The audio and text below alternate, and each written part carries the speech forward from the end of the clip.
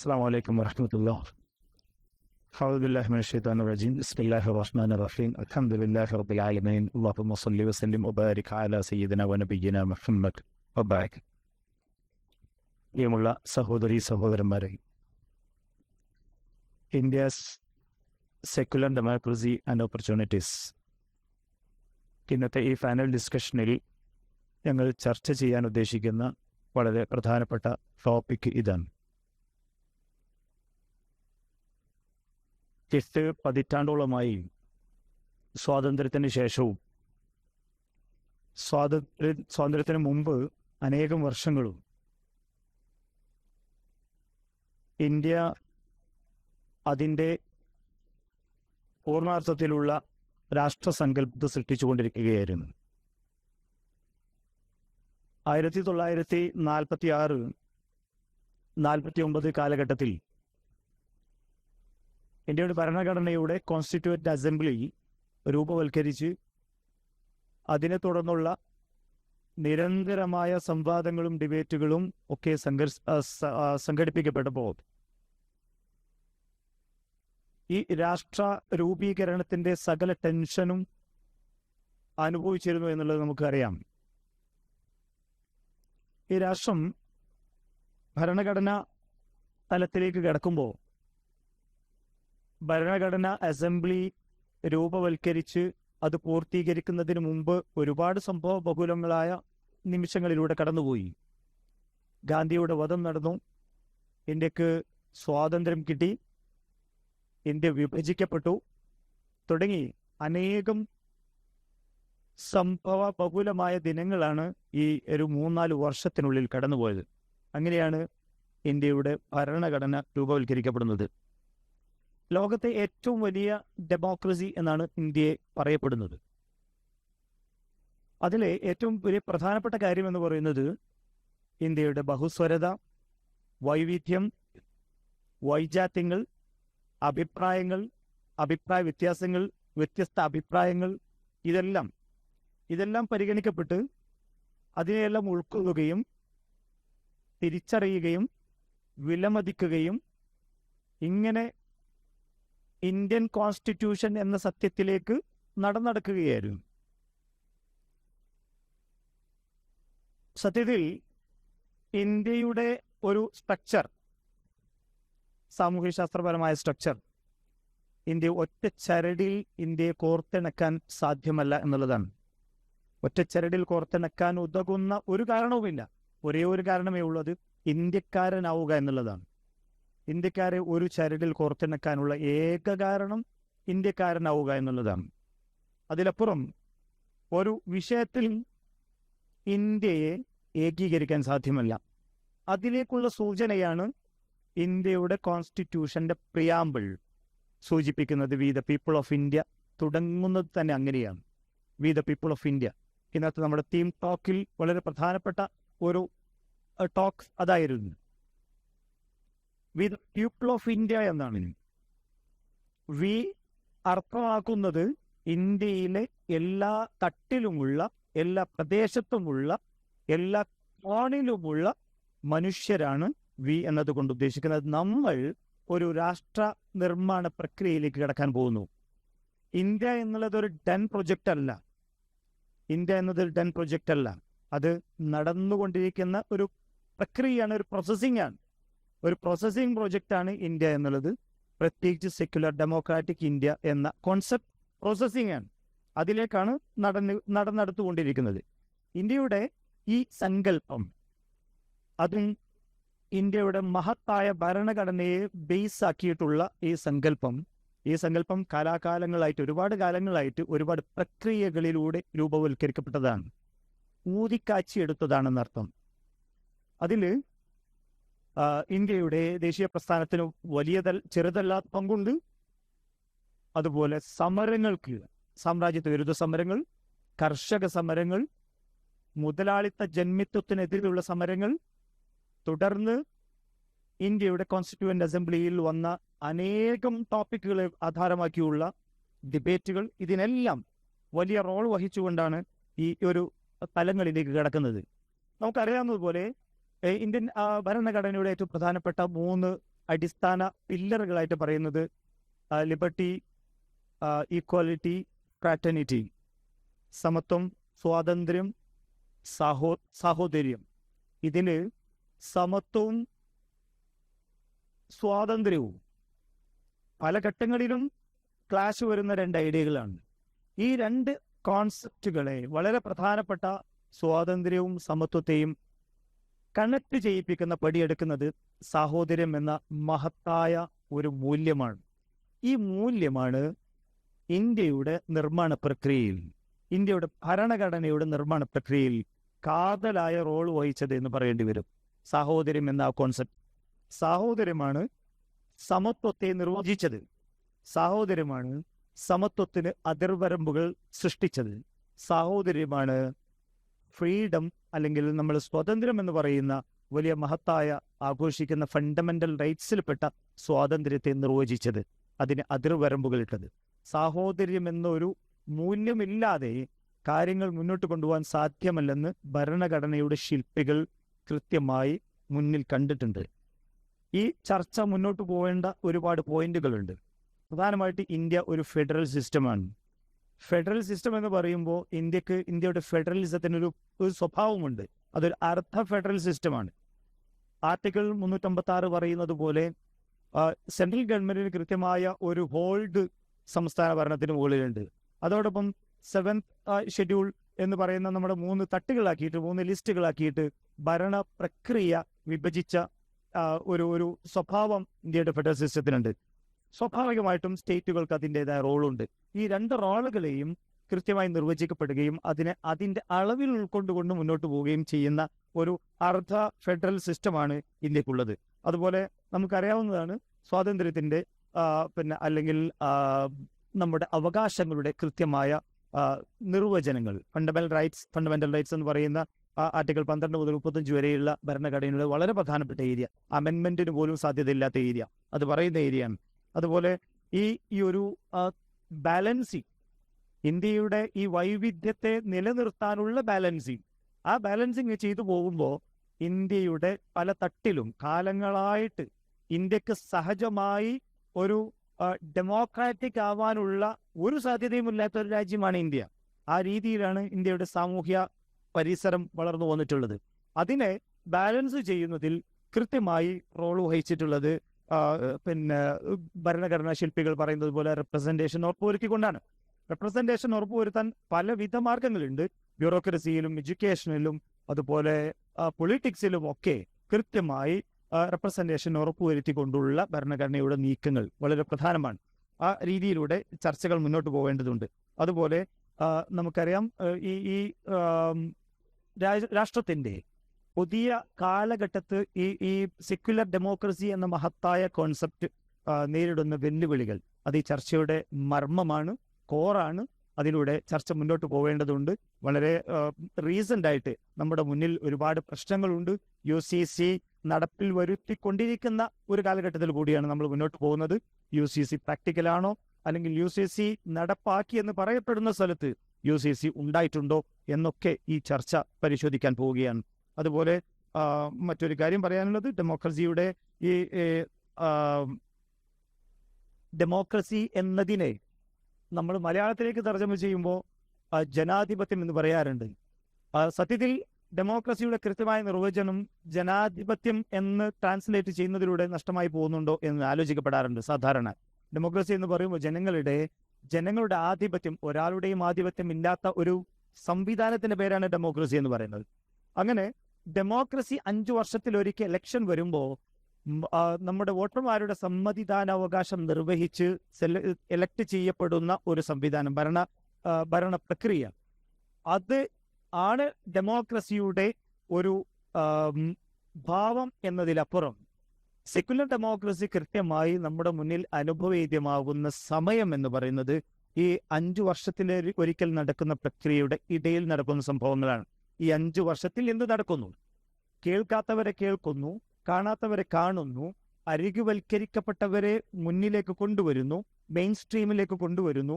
അങ്ങനെ അധസ്ഥിതർ, അല്ലെങ്കിൽ നേരത്തെ ഇവിടെ പറയപ്പെട്ടതുപോലെ വർണ്ണാധിപത്യം, ജനാധിപത്യം ഈ രീതിയിൽ രണ്ട് സിസ്റ്റം ഇവിടെ നിലനിന്നിരുന്നു. ഈ രണ്ടാമത്തെ സിസ്റ്റത്തിലേക്ക് ഒന്നാമത്തെ സിസ്റ്റത്തിൽ നിന്ന് ആളുകളെ കൈപ്പിടിച്ച് കൊണ്ടുവരുന്ന പ്രക്രിയ എത്രത്തോളം മുന്നോട്ട് പോകുന്നു എന്നുള്ളതാണ്. ഈ ചർച്ച ഈ രീതിയിലൂടെയാണ് മുന്നോട്ട് പോവേണ്ടത്. ഞാൻ എൻ്റെ ആമുഖം ഇവിടെ അവസാനിപ്പിക്കുകയാണ്. നമ്മൾ ചർച്ചയിലേക്ക് കടക്കുകയാണ്. ആദ്യമായി എനിക്ക് നമ്മുടെ പാനലിസ്റ്റുകളെ നിങ്ങളുടെ മുന്നിൽ പരിചയപ്പെടുത്തുകയാണ്. എൻ്റെ കൂടെ ഇന്നത്തെ ഈ ചർച്ചയ്ക്ക് വേണ്ടി ഇവിടെ ഇരിക്കുന്നത് ബഹുമാന്യനായ ഡോക്ടർ ഉബൈദ് വാഫിയാണ്. ഡോക്ടർ ഉബൈദ് വാഫി ഫറൂഖ് കോളേജിൽ അസിസ്റ്റന്റ് പ്രൊഫസറാണ്. അദ്ദേഹത്തെ വേദിയിലേക്ക് സ്വാഗതം ചെയ്യുന്നു. അതുപോലെ മിസ്റ്റർ മിദ്ലാജ് വാഫി അനാലിറ്റിക്സ് കമ്പനിയുടെ ഡയറക്ടറാണ്. അതുപോലെ മിസ്റ്റർ ഷിബിൻ വാഫി CIZ-യുടെ ഫിനിഷിംഗ് സ്കൂൾ റിസോഴ്സ് പേഴ്സണാണ്. ഷാക്കിറ വഫിയ അൽഗൈസ് വഫിയ കോളേജിൻ്റെ സ്റ്റുഡൻറ് പ്രതിനിധിയാണ്. മിസ് റിഫ മടവൂർ വഫിയ കോളേജിലെ സ്റ്റുഡൻറ് പ്രതിനിധിയാണ്. 5 പേരും എൻ്റെ കൂടെ ഈ ചർച്ചയ്ക്ക് പങ്കെടുക്കുന്നു. നിങ്ങളെല്ലാവരെയും വളരെ ഹൃദ്യമായി ഈ ചർച്ചയിൽ ഭാഗവാക്കാൻ ക്ഷണിക്കുന്നു. ആദ്യമായി നമ്മൾ മിസ്റ്റർ മിദ്ലാജ് വഫിയിലേക്ക് പോവുകയാണ്. മിസ്റ്റർ മിദ്ലാജ്, നമ്മുടെ ഭരണഘടന ഇന്ത്യയുടെ നിർമ്മാണ പ്രക്രിയയിൽ, ഈ രാഷ്ട്ര നിർമ്മാണ പ്രക്രിയയിൽ ഏറ്റവും കൂടുതൽ റോൾ വഹിച്ചുകൊണ്ടിരിക്കുന്നു എന്ന് നമ്മൾ പറയുന്നത് ഭരണഘടനയാണ്. ഭരണഘടന ഒരു റിട്ടൺ ഡോക്യുമെന്റ് എന്നതിലപ്പുറം അതിൻ്റെ മൂല്യങ്ങൾ, അതിൻ്റെ ഉള്ളിലടങ്ങിയിരിക്കുന്ന അതിൻ്റെ മൊറൽസ്, അതാണ് കൃത്യമായിട്ട് ഇമോഷണലായിട്ട് നമ്മെ നയിച്ചുകൊണ്ടിരിക്കുന്നത് എന്ന് വേണം പറയാൻ. എന്തു പറയുന്നു? സെക്യുലർ ഡെമോക്രസിയുടെ ആത്മാവ് അന്വേഷിക്കുന്നു. അതിൻ്റെ മൂല്യങ്ങൾ സംരക്ഷിക്കേണ്ടതിൻ്റെ ആവശ്യകത ചർച്ച ചെയ്യുന്ന ഒരു വേദിയാണിത്. ഷഫീഖ് സാർ പറഞ്ഞതുപോലെ സംഭവ ബഹുലമായ ക്ലേശപൂർണമായ സ്വാതന്ത്ര്യ സമര കാലങ്ങൾക്ക് ശേഷം നമ്മുടെ രാജ്യം സ്വതന്ത്രമാകുന്ന സമയത്ത് ഒരു വലിയ ഡിലേമയിലായിരുന്നു. കാരണം അതുവരെ ഒരു ലോകത്തിനും ഒരു സ്വാതന്ത്ര്യം ലഭിച്ച രാജ്യത്തിനും അഭിമുഖീകരിക്കേണ്ടി വന്നിട്ടില്ലാത്ത വിധം വൈവിധ്യങ്ങളുടെ ഒരു സങ്കേതമായ ഒരു ഭൂമികയായിരുന്നു ഇന്ത്യ എന്ന് പറയുന്നത്. ഒരുപാട് രാജ്യങ്ങൾ ബ്രിട്ടീഷുകാർ ഒരുപാട് ഏരിയ നേരിട്ട് കീഴ്പ്പെടുത്തി ഭരിക്കുന്ന ഒരു രീതിയായിരുന്നു. അതിനുശേഷം പോലും അവർ പോകുന്ന സമയത്ത് 550-ൽ പരം പ്രിൻസ്ലി സ്റ്റേറ്റ്സ്, മീൻസ് നാട്ടുരാജ്യങ്ങൾ, അതുപോലെ ആയിരക്കണക്കിന് ഭാഷാ ന്യൂനപക്ഷങ്ങൾ, വിവിധങ്ങളായ വിശ്വാസധാരകൾ, ഈ വിശ്വാസധാരകളിലെല്ലാം നമുക്ക് അൺപ്രഡിക്റ്റബിളായ രീതിയിൽ ഉള്ള കോംപ്ലക്സിറ്റീസ്, ഇതെല്ലാം മുന്നിൽ നിൽക്കുന്ന സമയത്ത് ഇവകളെല്ലാം ഒരുമിച്ചൊരു ഏക രാജ്യമെന്ന കോൺസെപ്റ്റിലേക്ക് എങ്ങനെ കൊണ്ടുപോകുമെന്നുള്ള വലിയൊരു സമസ്യ കോൺസ്റ്റിറ്റ്യൂൻ്റ് അസംബ്ലിയുടെ, നമ്മുടെ രാഷ്ട്രശില്പികളുടെ മുമ്പിലുണ്ടായിരുന്നു. അതുകൊണ്ട് തന്നെ ഇവർ കൂടിയിരുന്ന സമയത്ത് നമ്മൾ കോൺസ്റ്റിറ്റ്യൂൻ്റ് അസംബ്ലിയുടെ ഡിബേറ്റ്സ് പരിശോധിക്കുന്ന സമയത്ത് വളരെ ഇൻട്രസ്റ്റിംഗ് ആണ്. വലിയൊരു സമയം എടുത്തിരിക്കുന്നത് ഈ വൈവിധ്യങ്ങളെ, പ്രത്യേകിച്ച് വിശ്വാസപരമായ വൈവിധ്യങ്ങളെ ഒരു ചരടിൽ ചേർത്ത് എങ്ങനെ ഒരു നാഷൻഹുഡ് സാധ്യമാക്കാമെന്നുള്ള വിഷയത്തിലാണ് ചർച്ചകൾ അധികം പോയിട്ടുള്ളത്. കാരണം ഹിന്ദു രാഷ്ട്രമാക്കാൻ പറഞ്ഞ ആളുകൾക്കും അതുപോലെ വെസ്റ്റേൺ ലെവലിൽ സെക്യുലർ ആകണം എന്ന് പറഞ്ഞ ആളുകൾക്കും, അതുപോലെ ഈക്വൽ റെസ്പെക്റ്റ് കൊടുത്ത് അങ്ങനെയുള്ളൊരു സെക്യുലറിസമാണ് നമുക്ക് വേണ്ടത് എന്ന് പറഞ്ഞ ആളുകൾക്കൊക്കെ ഇവിടുത്തെ വളരെ വൾഗറായിട്ടുള്ള സൂപ്പർസ്റ്റീഷ്യൻസ് സംരക്ഷിക്കപ്പെടണമെന്നുള്ളൊരു അഭിപ്രായം ഉണ്ടായിരുന്നില്ല. മറിച്ച് രാജ്യം കാലങ്ങളായി കൊണ്ടു നടക്കുന്ന കുറേ ആത്മീയ മൂല്യങ്ങളും അതുപോലെ മതവിചാരങ്ങളും ഒക്കെയുണ്ട്. അതിൻ്റെ മൂല്യങ്ങൾ സംരക്ഷിക്കണം, എല്ലാവരും ഇന്ത്യയുടെ മക്കളാണെന്നുള്ളൊരു ട്രീറ്റ്മെൻറ്റ് വേണമെന്നുള്ളൊരു ഒരു ചിന്തയാണ് ഉണ്ടായിരുന്നത്. ഈ പ്രിയാമ്പിൾ, അതാണല്ലോ നമ്മുടെ ആമുഖം, എപ്പോഴും ചർച്ചയ്ക്ക് വരുന്ന ഭരണഘടനയുടെ ആമുഖം, അതിൻ്റെ ചർച്ചയിൽ തന്നെ in the name of God, ദൈവത്തിൻ്റെ നാമത്തിൽ എന്ന് എഴുതി വേണം നമ്മളെ ഡോക്യുമെൻ്റ് തുടങ്ങാൻ എന്ന അഭിപ്രായം പറഞ്ഞ HV കാമത്തിനെ പോലുള്ള ആളുകളുണ്ടായിരുന്നു. അപ്പോൾ വിവിധങ്ങളായ മതവിശ്വാസങ്ങളും വിശ്വാസമില്ലാത്തവരും ഒക്കെ ഉള്ള ഒരു രാജ്യമെന്ന സ്ഥിതിക്ക് അവരുടെ ജീവിത രീതികളും ഭരണക്രമങ്ങളും ചിട്ടപ്പെടുത്താൻ പോകുന്ന ഒരു ഡോക്യുമെൻറ്റിൻ്റെ ഒരു തുടക്കമെന്ന നിലയ്ക്ക് പ്രിയാമ്പിളിൽ നമ്മൾ in the name of God എന്ന് പറയുന്നത് ശരിയല്ല എന്ന് ഒരുപാട് ആളുകൾ പറയുകയുണ്ടായി. അപ്പോൾ അതിനൊക്കെ എതിർക്കപ്പെട്ടത് നമ്മൾ ഈ രാജ്യത്തിൻ്റെ ഒരു ആത്മാവ് മനസ്സിലാക്കണം. വേദങ്ങളിലും പുരാണങ്ങളിലും ഒക്കെ തുടങ്ങുന്ന ഐതിഹാസികമായ ഒരു പൗരാണിക കാലമുള്ള ഒരു രാജ്യമെന്ന സ്ഥിതിക്ക് പിന്നെ ഒരുപാട് മതവിഭാഗങ്ങൾ മതം ആചരിച്ച് ജീവിക്കുന്ന ഒരു ചുറ്റുപാടാണ് ഇവിടെ ഉള്ളത് എന്ന് മാനിച്ച് പിന്നെ അവരുടെ എല്ലാം വിശ്വാസത്തെ മുഖവിലക്കെടുത്ത് നമുക്ക് in the name of God എന്ന് പറയാം. പിന്നെ ഏത് മതമാണെന്ന് പറയേണ്ട കാര്യമില്ല, മറിച്ച് ഒരു സുപ്രീം ബീങ്, ആ സുപ്രീം ബീയിങ്ങിന്റെ പേരിൽ നമുക്ക് ഈ ഡോക്യുമെന്റ് തുടങ്ങാം എന്ന് പറയപ്പെടുകയുണ്ടായി. ഐറിഷ് കോൺസ്റ്റിറ്റ്യൂഷൻ അതുപോലെ in the name of God ആണ് തുടക്കം.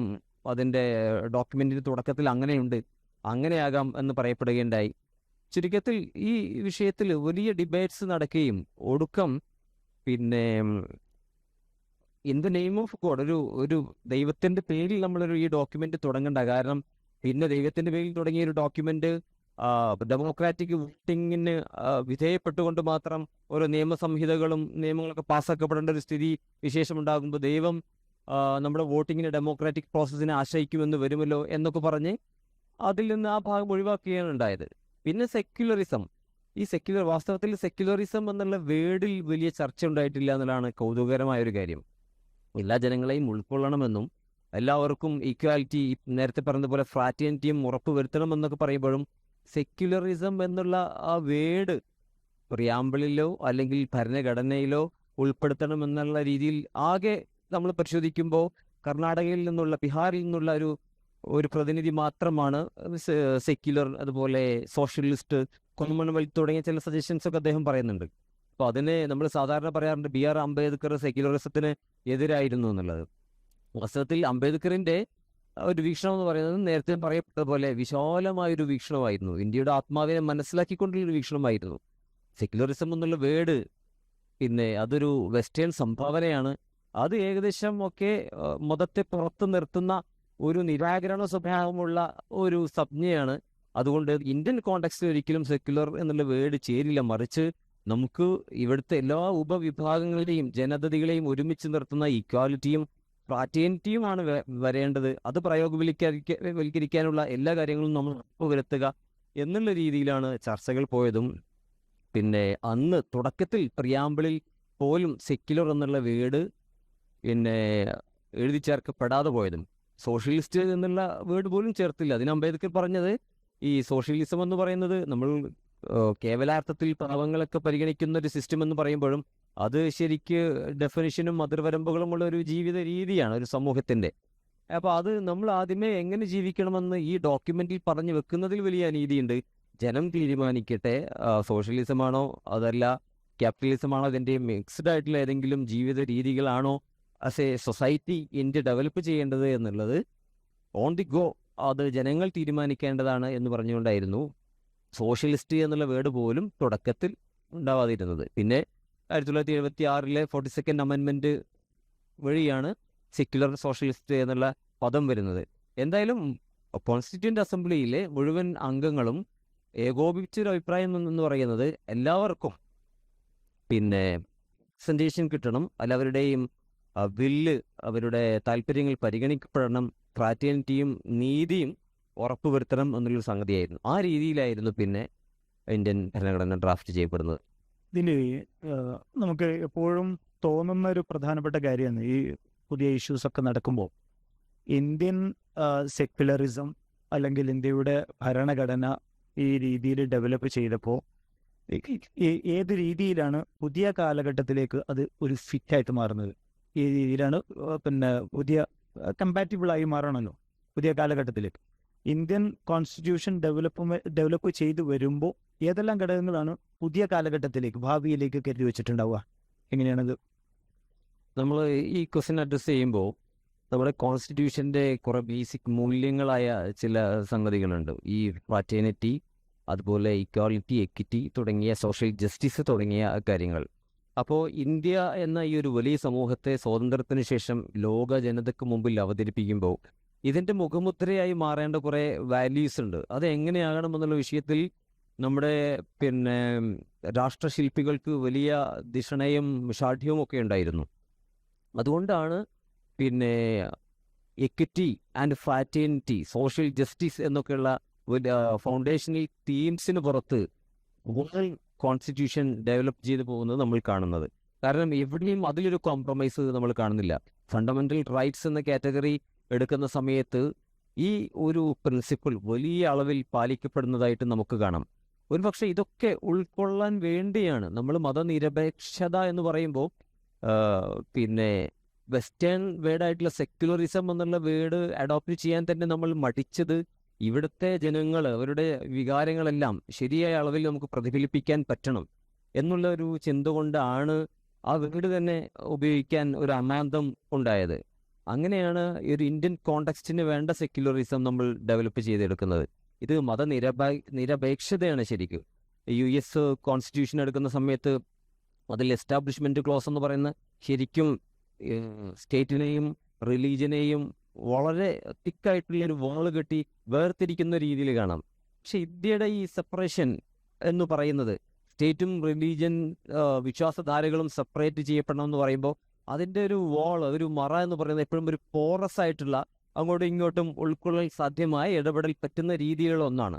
അതുപോലും അങ്ങനെ ഒരു സാധനം നമ്മൾ മലയാളത്തിൽ മതനിരാസമല്ലാത്ത മതനിരപേക്ഷത എന്ന് വരുന്ന സെക്യുലറിസം അഥവാ ഇന്ത്യൻ കോണ്ടെക്സ്റ്റിലെ ഒരു സവിശേഷമായ ലോകത്ത് എവിടെയും മുമ്പ് പരീക്ഷിച്ചിട്ടില്ലാത്ത പിന്നെ വിശദീകരിക്കുന്നതോറും കൂടുതൽ കൂടുതൽ കോംപ്ലക്സ് ആയി മാറുന്ന ആ ഒരു വിശേഷത്തിലേക്ക് നമ്മുടെ സെക്യുലറിസം എത്തിപ്പെട്ടത് നമ്മുടെ ഈ പറഞ്ഞ പോലെ ഈ വൈവിധ്യങ്ങളെ മാനിച്ചുകൊണ്ടും ആരെയും വ്രണപ്പെടുത്താതെ നമ്മുടെ നാഷൻ ബിൽഡിംഗ് പ്രോസസ്സിൽ പങ്കെടുപ്പിക്കണമെന്നുമുള്ള ആ ശാഠ്യത്തിൻ്റെയും വിചാരത്തിൻ്റെയും പുറത്താണ്. മിഥിലാജ് അവസാനിപ്പിച്ചെടുത്ത് നമ്മൾ ഇന്ത്യയുടെ ഫെഡറൽ സ്വഭാവം അത് വളരെ പ്രധാനപ്പെട്ട ഒരു കാര്യമായിട്ട് പറയപ്പെടാറുണ്ട്. പക്ഷേ എപ്പോഴും ഒരു ക്ലാഷ് വരുന്ന നമ്മളെ പൗരന്മാരുടെ മനസ്സിൽ പോലും ഒരു ക്ലാഷ് വരുന്ന ഒരു ഏരിയയാണ് ഇന്ത്യയുടെ ഫെഡറൽ സംവിധാനം. സത്യത്തിൽ നമുക്ക് 3 ലിസ്റ്റൊക്കെ ഉണ്ട്: state list, central list, concurrent ലിസ്റ്റൊക്കെ. ഈ കൺകറന്റ് ലിസ്റ്റ് ഇപ്പോൾ ഏറ്റവും റീസെൻ്റ് ആയിട്ട് ഇന്ത്യയും സ്റ്റേറ്റുകളും തമ്മിലുള്ള വഴക്കുകൾക്ക് വരെ കാരണമായിട്ടുണ്ട്. ഒരുപാട് പ്രശ്നങ്ങൾ, കോൺഫ്ലിക്റ്റുകൾ ഇപ്പോഴും നടന്നുകൊണ്ടിരിക്കുന്നുണ്ട്. സത്യത്തിൽ ഇന്ത്യ ഫെഡറലാണോ? എന്താണ് മിസ്റ്റർ ഷിബിൻ വാഫി? എല്ലാവർക്കും നമസ്കാരം. ഇന്ത്യയുടെ ഫെഡറലിസത്തെ കുറിച്ച് പറയുകയാണെങ്കിൽ ഇന്ത്യ എന്ന രാജ്യം രൂപീകൃതമാകുന്ന സമയം 1935 ഗവൺമെൻറ് ഓഫ് ഇന്ത്യ ആക്ടിൽ ബേസ് ചെയ്തിട്ടാണ് യഥാർത്ഥത്തിൽ ഇന്ത്യ രൂപീകൃതമാക്കുന്നത്. അത് സംബന്ധിച്ച് നോക്കുകയാണെന്നുണ്ടെങ്കിൽ അന്ന് മുതലേ ഉള്ളൊരു പരാമർശമാണ് യൂണിയൻ ഓഫ് സ്റ്റേറ്റ്സ് ആണ്. അപ്പോൾ നമ്മൾ അതിൽ ഫെഡറലിസമാണ് ശരിക്ക് ഇന്ത്യയുടെ ഡിബേറ്റുകളൊക്കെ സഹായിച്ചുകൊണ്ടിരിക്കുന്നത്. അപ്പോൾ നമ്മൾ സാധാരണ ഈ ഫെഡറലിസം അല്ലെങ്കിൽ ഇതിൻ്റെ ബഹുലതൊക്കെ നമ്മൾ പറയുമ്പോൾ സാധാരണ ഉദ്ധരിക്കാറുള്ള ഒരു കോട്ടാണ് യൂണിറ്റി ആൻഡ് ഡൈവേഴ്സിറ്റി, നെഹ്റുവിൻ്റെ കോട്ട്. അപ്പോൾ നെഹ്റു ഈ ഒരു ഡൈവേഴ്സിറ്റിയിലെ ഈ വേഗത കണ്ടെത്തുന്നത് 1937 ജനറൽ ഇലക്ഷൻ സമയത്താണ് ഇന്ത്യയുടെ ഒന്ന് കാണാൻ വേണ്ടി നെഹ്റു ക്യാമ്പയിനിങ് ആയിട്ട് മറ്റൊക്കെ പോകുന്നത്. അപ്പോൾ ആ സമയത്ത് ട്രൈബലായിട്ടും കാസ്റ്റായിട്ടും റിലീജിയനായിട്ടും ജിയോഗ്രഫിക്കലായിട്ട് പിന്നെ ഭാഷാതരത്തിൽ അങ്ങനെ ബഹുലമായി ലോകത്ത് മറ്റെവിടെയും ഇല്ലാതെ വ്യത്യസ്തമായി നിൽക്കുന്ന ഈ രാഷ്ട്രത്തിൻ്റെ, ഇന്ത്യ എന്ന രാഷ്ട്രത്തിൻ്റെ ഡൈവേഴ്സിറ്റി നമ്മൾ നേരത്തെ ഇവിടെ എൻ്റെ മുന്നേ സംസാരിച്ച ആളോടെ സൂചിപ്പിച്ചു.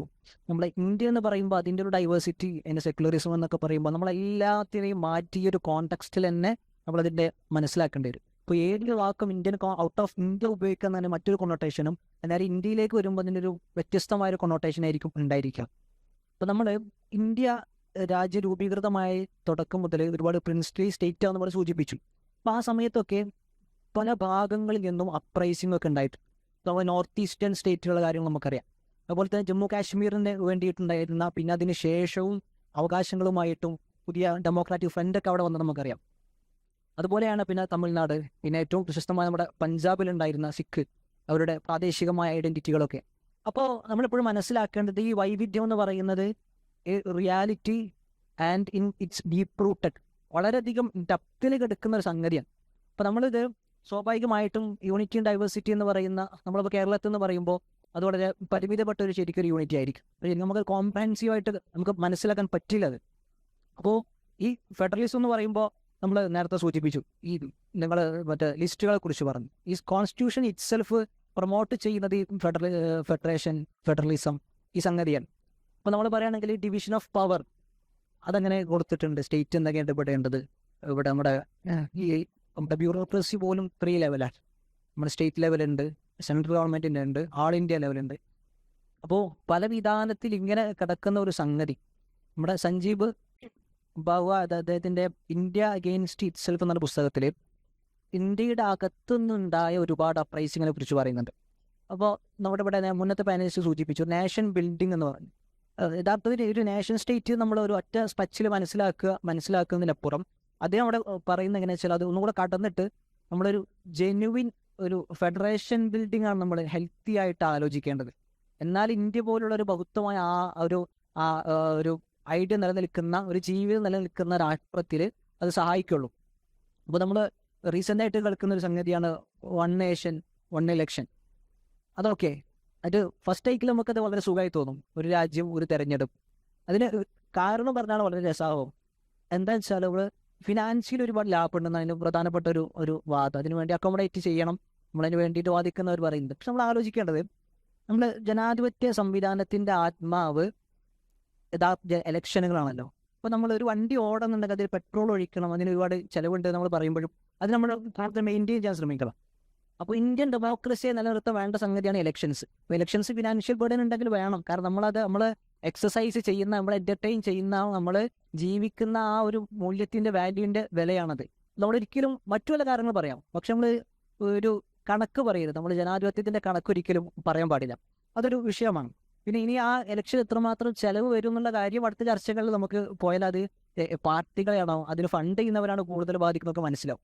അപ്പോൾ സ്വാഭാവികമായിട്ടും ഒരു വൺ നേഷൻ വൺ ഇലക്ഷൻ എന്ന് പറയുമ്പോൾ നേരത്തെ ഒരു ഫെഡറൽ സിസ്റ്റം ആണെന്ന് ചോദിച്ചു. അപ്പോൾ ഒരുപാട് സ്റ്റേറ്റുകളൊക്കെ അവിടെ ഓരോ താല്പര്യങ്ങൾ എല്ലാം നിലനിൽക്കുന്നുണ്ട്. അപ്പോൾ നമ്മൾ ഒരു ഇലക്ഷൻ വരുന്ന സമയത്ത് ഈ ഒരു നാഷണൽ ഇൻട്രസ്റ്റിലേക്ക് തന്നെ മൊത്തം കാര്യങ്ങളെ കേന്ദ്രീകരിക്കുന്ന സ്വഭാവം വരും. അപ്പോൾ ആ ഒരു പ്രളയത്തിലായിരിക്കും ചിലപ്പോൾ ഒരു പുൽവാമ അറ്റാക്ക് ഉണ്ടാകുമ്പോൾ ലോക്കലായി കിടക്കേണ്ട ഉയർന്നു വരേണ്ട ഒരുപാട് ശബ്ദങ്ങൾ ആ ഒരു പേഴ്സണയുടെ ഫിഗറിലോ അല്ലെങ്കിൽ ഒരു രക്ഷകന്റെ ഫിഗറിലോ ഒരു വലിയ വിശ്വഗുരുവിൻ്റെ ഫിഗറിലൊക്കെ മുങ്ങിപ്പോകാനുള്ള സാധ്യത. പിന്നെ മറ്റൊരു കാര്യം പറഞ്ഞാൽ എങ്ങനെയാണെന്ന് വെച്ചാൽ വികസനങ്ങളെ തടസ്സപ്പെടുത്തുന്നുണ്ട് ഈ പെരുമാറ്റച്ചട്ടങ്ങൾ വരുമ്പോൾ എന്ന വൺ നേഷൻ വൺ ഇലക്ഷൻ. അപ്പോൾ നമ്മളോട് ചോദിക്കുന്നത് യഥാർത്ഥത്തിൽ ഒരു ഇലക്ഷൻ കഴിഞ്ഞു, ഇനി അടുത്ത 5 വർഷം കഴിഞ്ഞിട്ടേ അടുത്ത ഇലക്ഷൻ ഉള്ളൂ എന്ന് പറയുന്ന ഒരു സ്ഥിതി വരുമ്പോൾ സ്വാഭാവികമായിട്ടും ഒരു സേഫ് സോൺ നമുക്കറിയാം നമ്മുടെ രാജ്യത്തിലൊരു പ്രക്രിയ പ്രകാരം എല്ലാ ഗവൺമെൻറ്റിനും കിട്ടുന്നുണ്ട്. മറിച്ച് നമ്മൾ അടിക്കടി ഒരു ഇലക്ഷനുകളെ സമീപിക്കുമ്പോഴാണ് പൗരന് തങ്ങളുടെ പ്രശ്നങ്ങളെക്കുറിച്ച് ബോധവാക്കാവാനും ഗവൺമെൻറ്റിന് തങ്ങളുടെ പോളിസികൾ നടപ്പാക്കുന്നതിലെ പ്രശ്നങ്ങളെക്കുറിച്ചും ബോധം നൽകാനുമുള്ള ടൈം കിട്ടുന്നത്. നമ്മൾ ജനാധിപത്യ സംവിധാനത്തിലെ വോട്ട് എന്ന് പറയുന്നത് ഒരു കൺസെപ്റ്റ് നമ്മൾ പറയാറുണ്ട്, സാക്രിനെസ് ഓഫ് വോട്ട്. അതൊരു റിലീജിയന് മറ്റുള്ള ഒരു കാര്യങ്ങളൊക്കെ ഒരു പ്രാക്ടീസുകളൊക്കെ റിച്വൽസുകളൊക്കെ എങ്ങനെയാണ് സാക്രഡ് ആവുന്നത്, അതുപോലെ ഡെമോക്രസിയിൽ വോട്ടിംഗ് എന്ന് പറഞ്ഞാൽ വളരെ സാക്രഡായ സംഗതിയാണ്. അപ്പോൾ ഈ സാക്രിനെസ് ഓഫ് വോട്ടിങ്ങിനെയാണ് ഇത് ബാധിക്കുന്നത്. അപ്പോൾ നമ്മൾ ഒരു നോഷനിൽ തന്നെ പോകുന്ന സമയത്ത് ഒരുപാട് കാര്യങ്ങൾ പ്രാദേശികമായിട്ടും ലോക്കലിയും ഒക്കെ ഉയർന്നു വരുന്ന സംഗതികളൊക്കെ ക്വസ്റ്റ്യൻ ഉണ്ടാവും. സ്വാഭാവികമായിട്ട് ആ ഒരു ഫ്ലഡിൽ ഇതെല്ലാം ചെയ്യും സബ്മേർജഡായിട്ടൊക്കെ പോകാൻ ചാൻസ് ഉണ്ട്. അപ്പോൾ ഈ വൺ നേഷൻ വൺ ഇലക്ഷൻ എന്ന സംഗതി ഒരു അറ്റ് എ ടൈം നമ്മൾ അതിൻ്റെ ബെനിഫിറ്റ്സ് മാത്രം കേൾക്കുമ്പോൾ നമുക്ക് ഓക്കെ ഇറ്റ്സ് ഓക്കെ എന്ന് തോന്നും. പക്ഷെ അതേസമയം തന്നെ നമ്മളതുപോലെ വളരെ ഇത് കൊണ്ടുവരുന്ന ആളുകളുടെ താല്പര്യം എന്താണ്, 2014 വന്ന ഗവൺമെൻറ്റിൻ്റെ പ്രകടന പത്രികയിൽ ഈ സംഗതിയുണ്ട്. പിന്നെ അവർ കൈക്കൊള്ളുന്ന പോളിസികൾ എങ്ങനെയാണ്, ഇതൊക്കെ കൂടെ ഒരു ഹോളിസ്റ്റിക് ആയിട്ട് നമ്മൾ സമീപിക്കുമ്പോഴാണ് അതിലെ പ്രശ്നം, അതിൻ്റെ ക്രക്സ് എന്താ നമുക്ക് കറക്റ്റ് പിടുത്തം കിട്ടുന്നത്. നമ്മൾ ഈ വിഷയത്തിൽ കുറച്ച് പ്രജുഡൈസ്ഡ് ആണോ എന്ന് തോന്നിപ്പോവാറുണ്ട്. ഈ വൺനെസ് എന്ന് പറയുമ്പോൾ അതിനെ നമ്മൾ പോസിറ്റീവായിട്ട് എടുക്കുകയാണെങ്കിൽ ഇന്ത്യ രാജ്യത്തെ ഒരു വൺനെസ്സിലേക്ക് വൺ എന്ന ചിന്താഗതിയിലേക്ക് നമ്മൾ കൊണ്ടുപോകുന്നത് നന്നാവും എന്നതൊരു സത്യമാണല്ലോ. നമ്മൾ ഒറ്റ ചിന്ത ഒരാൾ ഒരു കേന്ദ്രീകൃത സ്വഭാവത്തിലേക്ക് കൊണ്ടുപോകുന്നുള്ളത്. എന്താണ് അതുകൊണ്ടുള്ള ഒരു നഷ്ടം എന്നുള്ളത്, നഷ്ടം ലാഭം തൂക്കം നോക്കിയിട്ടാണല്ലോ നമ്മൾ കാര്യങ്ങൾ ഡിസിഷൻ എടുക്കേണ്ടത്. അപ്പോൾ ഇന്ത്യയിലെ ഒരു വൺനെസ്സിലേക്ക് കൊണ്ടുപോകുന്ന പുതിയ ഗവൺമെൻറ് പോളിസികളെ ഏതർത്ഥത്തിൽ നമുക്ക് ഉപദ്രവകരമാണ് എന്ന് സമർത്ഥിക്കേണ്ടി വരും. എടുത്ത് നമുക്കതിൽ പരിശോധിച്ച് നോക്കാം. നമ്മൾ കപിൽ സിബൽ റീസെൻ്റ് ഇലക്ഷൻ കഴിഞ്ഞ സമയത്ത് ഒരു അഭിമുഖം ഇന്ത്യയിൽ കൊടുത്തൊരു അഭിമുഖത്തിൽ പറയുന്നുണ്ട്, ഈ കോalition ഗവൺമെൻറ് വന്നല്ലോ ഇന്ത്യ ബ്ലോക്ക്, അത് എങ്ങനെയാണ് ഇന്ത്യയുടെ ജനാധിപത്യത്തെ ഡെമോക്രസിയെ സഹായിക്കുക, അതല്ല ഇനി പ്രശ്നങ്ങളാണ് ഉണ്ടാവുക. കാരണം കോalition ആവുന്ന സമയത്ത് ഒരുപാട് ഇൻട്രസ്റ്റുകളൊക്കെ ഉണ്ടായിരിക്കും. അപ്പോൾ അദ്ദേഹം പറഞ്ഞെങ്ങനെ വെച്ചാൽ നമ്മൾ സൂചിപ്പിച്ച ഒരു കോമൺ ഇൻട്രസ്റ്റ് നമുക്ക് ഏതായാലും വേണം.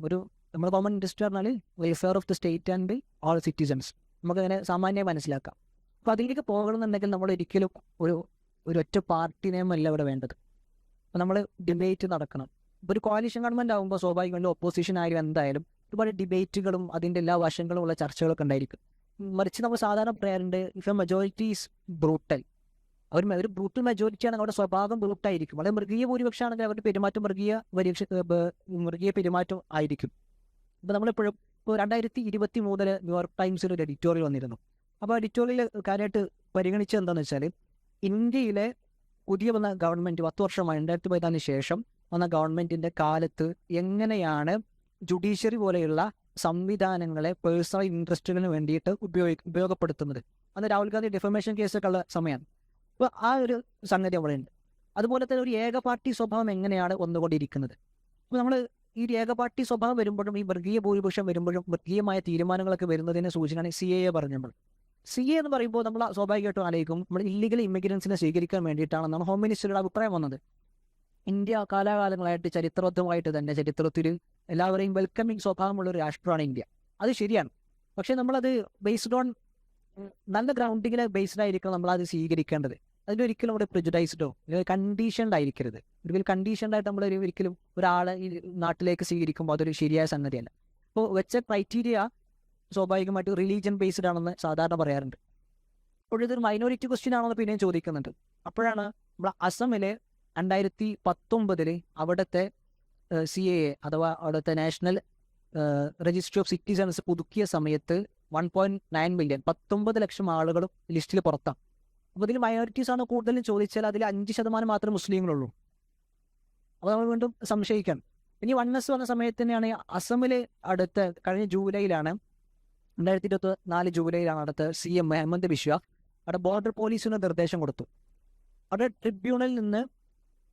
ട്രിബ്യൂണലിലേക്ക് അയക്കേണ്ടത് അവിടെ നിന്ന് വരുന്ന നോൺ മുസ്ലിംസിനെ അയക്കരുത്. ട്രിബ്യൂണലിലേക്ക് അയക്കുക മുസ്ലിംസിനെ മാത്രം. മറിച്ച് നോൺ മുസ്ലിംസ് ആണെങ്കിൽ അവിടെ ചെയ്യേണ്ടത് എന്താണെന്ന് വെച്ചാൽ അവർക്ക് ഈ സിറ്റിസൺഷിപ്പ് അവരെങ്ങനെ ഇല്ലീഗൽ ഇമിഗ്രൻസ് ആയിട്ട് നമ്മുടെ നാഷണൽ ബിൽഡിങ്ങിന്റെ ഭാഗമായിട്ട് മാറേണ്ടവരെങ്ങനെയാണെന്ന പ്രക്രിയ പറഞ്ഞു കൊടുക്കുകയാണ് വേണ്ടതെന്ന് പറയുന്നത്. നമ്മൾ വൺനെസ് നമുക്ക് വേണ്ടത്, പക്ഷേ ഇറ്റ് ഈസ് ക്വസ്റ്റ്യൻ. അപ്പോൾ ഒരു ഏക പാർട്ടിയാണ് അവിടെ താല്പര്യത്തിലേക്ക് വൺനെസ് ആണെങ്കിൽ അത് പ്രശ്നകരം തന്നെയാണ്, കണ്ടീഷൻഡ് ആണ്. ഇതിൻ്റെ ഒരു അതേ പ്രാധാന്യം വരുന്ന മറ്റൊരു വിഷയമാണ് UCC. ഇപ്പോൾ ഒരു സംസ്ഥാനത്തിൽ UCC എന്ന് പറയപ്പെട്ട ഒരു സിസ്റ്റം നടപ്പാക്കി മറ്റൊരു സ്റ്റേറ്റിൽ പഠിക്കാൻ വേണ്ടി സമിതിയെ ഏൽപ്പിച്ചിട്ടുണ്ട്. UCC മൊത്തത്തിൽ രാജ്യത്ത് വരാനുള്ള ഒരു അന്തരീക്ഷം സൃഷ്ടിക്കപ്പെട്ടുകൊണ്ടിരിക്കുന്നു. UCC നമ്മുടെ ഭരണഘടനയുടെ ഭാഗമാണ്. ഡയറക്റ്റീവ് പ്രിൻസിപ്പിൾസ് ഓഫ് സ്റ്റേറ്റ് പോളിസിയിൽ പറയുന്ന കാര്യമാണ്. അപ്പോൾ ഇതിനെ ഏറെക്കുറെ ഐച്ഛികമായി കാര്യങ്ങൾ പഠിച്ചുകൊണ്ട് നടപ്പാക്കേണ്ടതാണ്. ഇന്ത്യയുടെ ഒരു ഐക്യം, അഖണ്ഡത ഇത് കാത്തു സൂക്ഷിക്കാൻ UCCക്ക് റോളുണ്ടല്ലോ, ഉണ്ടാവണം. എന്തുകൊണ്ടാണ് നമ്മൾ നിലവിൽ UCC എതിർക്കുന്നത്? എന്താണ് UCCയുടെ അപകടങ്ങൾ? അതിലെ കൂടി നമ്മൾ ചർച്ച പോവേണ്ടതുണ്ട്. നമ്മൾ ആദ്യം തന്നെ UCCന്ന് കളിക്കുമ്പോൾ ചില കമ്മ്യൂണിറ്റീസിൻ്റെ ഇടയിലൊക്കെ ക്വസ്റ്റ്യൻസ് ഒക്കെ ഉണ്ടായിരിക്കും. പക്ഷെ അങ്ങനെയല്ല. ആക്ച്വലി അത് നമ്മളെ ഭരണഘടന ആർട്ടിക്കിൾ 44 പറയുന്നത് അപ്ലിക്കബിൾ അക്രോസ് ദ നേഷൻ, ഒരു രാജ്യത്ത് മൊത്തം നടപ്പിലാക്കാൻ പറ്റുന്ന ഒരു UCC ആണ് കൊണ്ടുവരേണ്ടത്.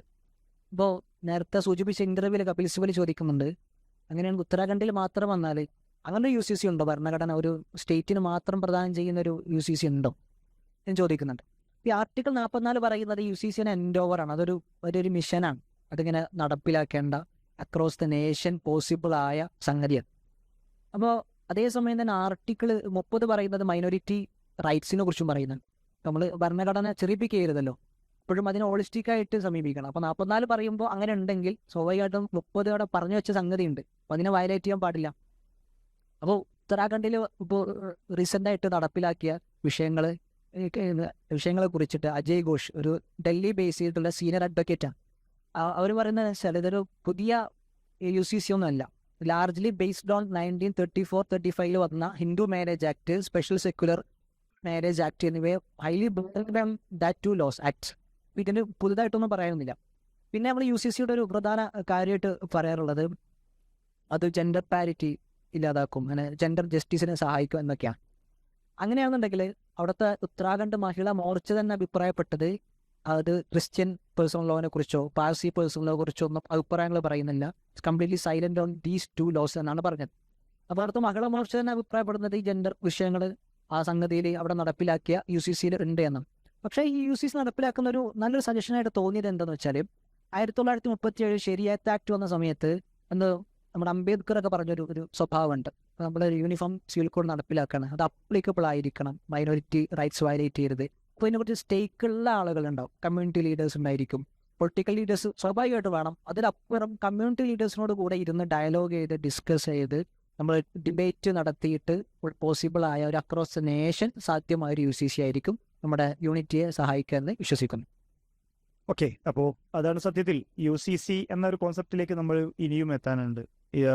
യൂണിഫോം സിവിൽ കോഡ് എന്ന് പറയുമ്പോൾ തീർച്ചയായിട്ടും എല്ലാവരെയും ഉൾക്കൊള്ളുന്ന, രാജ്യത്തെ ഒന്നാക്കി മാറ്റുന്ന ഒരേ നിയമം, ആ നിയമമാണ് വരേണ്ടത്. അവിടേക്ക് നമ്മളിപ്പോൾ എത്തിയിട്ടില്ല. മിസ് ഷാക്കിറ, നമ്മൾ ഭരണഘടനയെക്കുറിച്ച് പറയുമ്പോൾ, ഇന്ത്യയുടെ സെക്യുലർ സ്വഭാവത്തെ, ഇന്ത്യയുടെ ജനാധിപത്യ ബോധത്തെ കുറിച്ച് സംസാരിക്കുമ്പോൾ ഫണ്ടമെൻ്റൽ റൈറ്റ്സ് പ്രധാനപ്പെട്ട ഒരു ഏരിയയാണ്. ഫണ്ടമെൻ്റൽ റൈറ്റ്സിനെ കുറിച്ചാണ് നമുക്ക് എപ്പോഴും വിവാദങ്ങൾ നടക്കുന്നത്, സംവാദങ്ങൾ നടക്കുന്നത്, ടെൻഷൻസ് ഉയർന്നു വരുന്നത്. അപ്പോൾ ഇന്ത്യയുടെ ജനാധിപത്യ പ്രക്രിയയിൽ, സെക്യുലർ ഡെമോക്രാറ്റിക് കൺട്രി എന്ന രീതിയിൽ ഇന്ത്യ വളർത്തിക്കൊണ്ടുവരുമ്പോൾ സിവിൽ റൈറ്റ്സ് എത്രത്തോളം പ്രൊട്ടക്റ്റ് ചെയ്യപ്പെടുന്നുണ്ട്, അതിന് എത്രത്തോളം ഡാമേജ് വരുന്നുണ്ട്, ഇന്ത്യയുടെ ഒരു സിവിൽ റൈറ്റ്സിന്റെ ഏരിയ എങ്ങനെയാണ് എന്ന് നോക്കിയാണ്.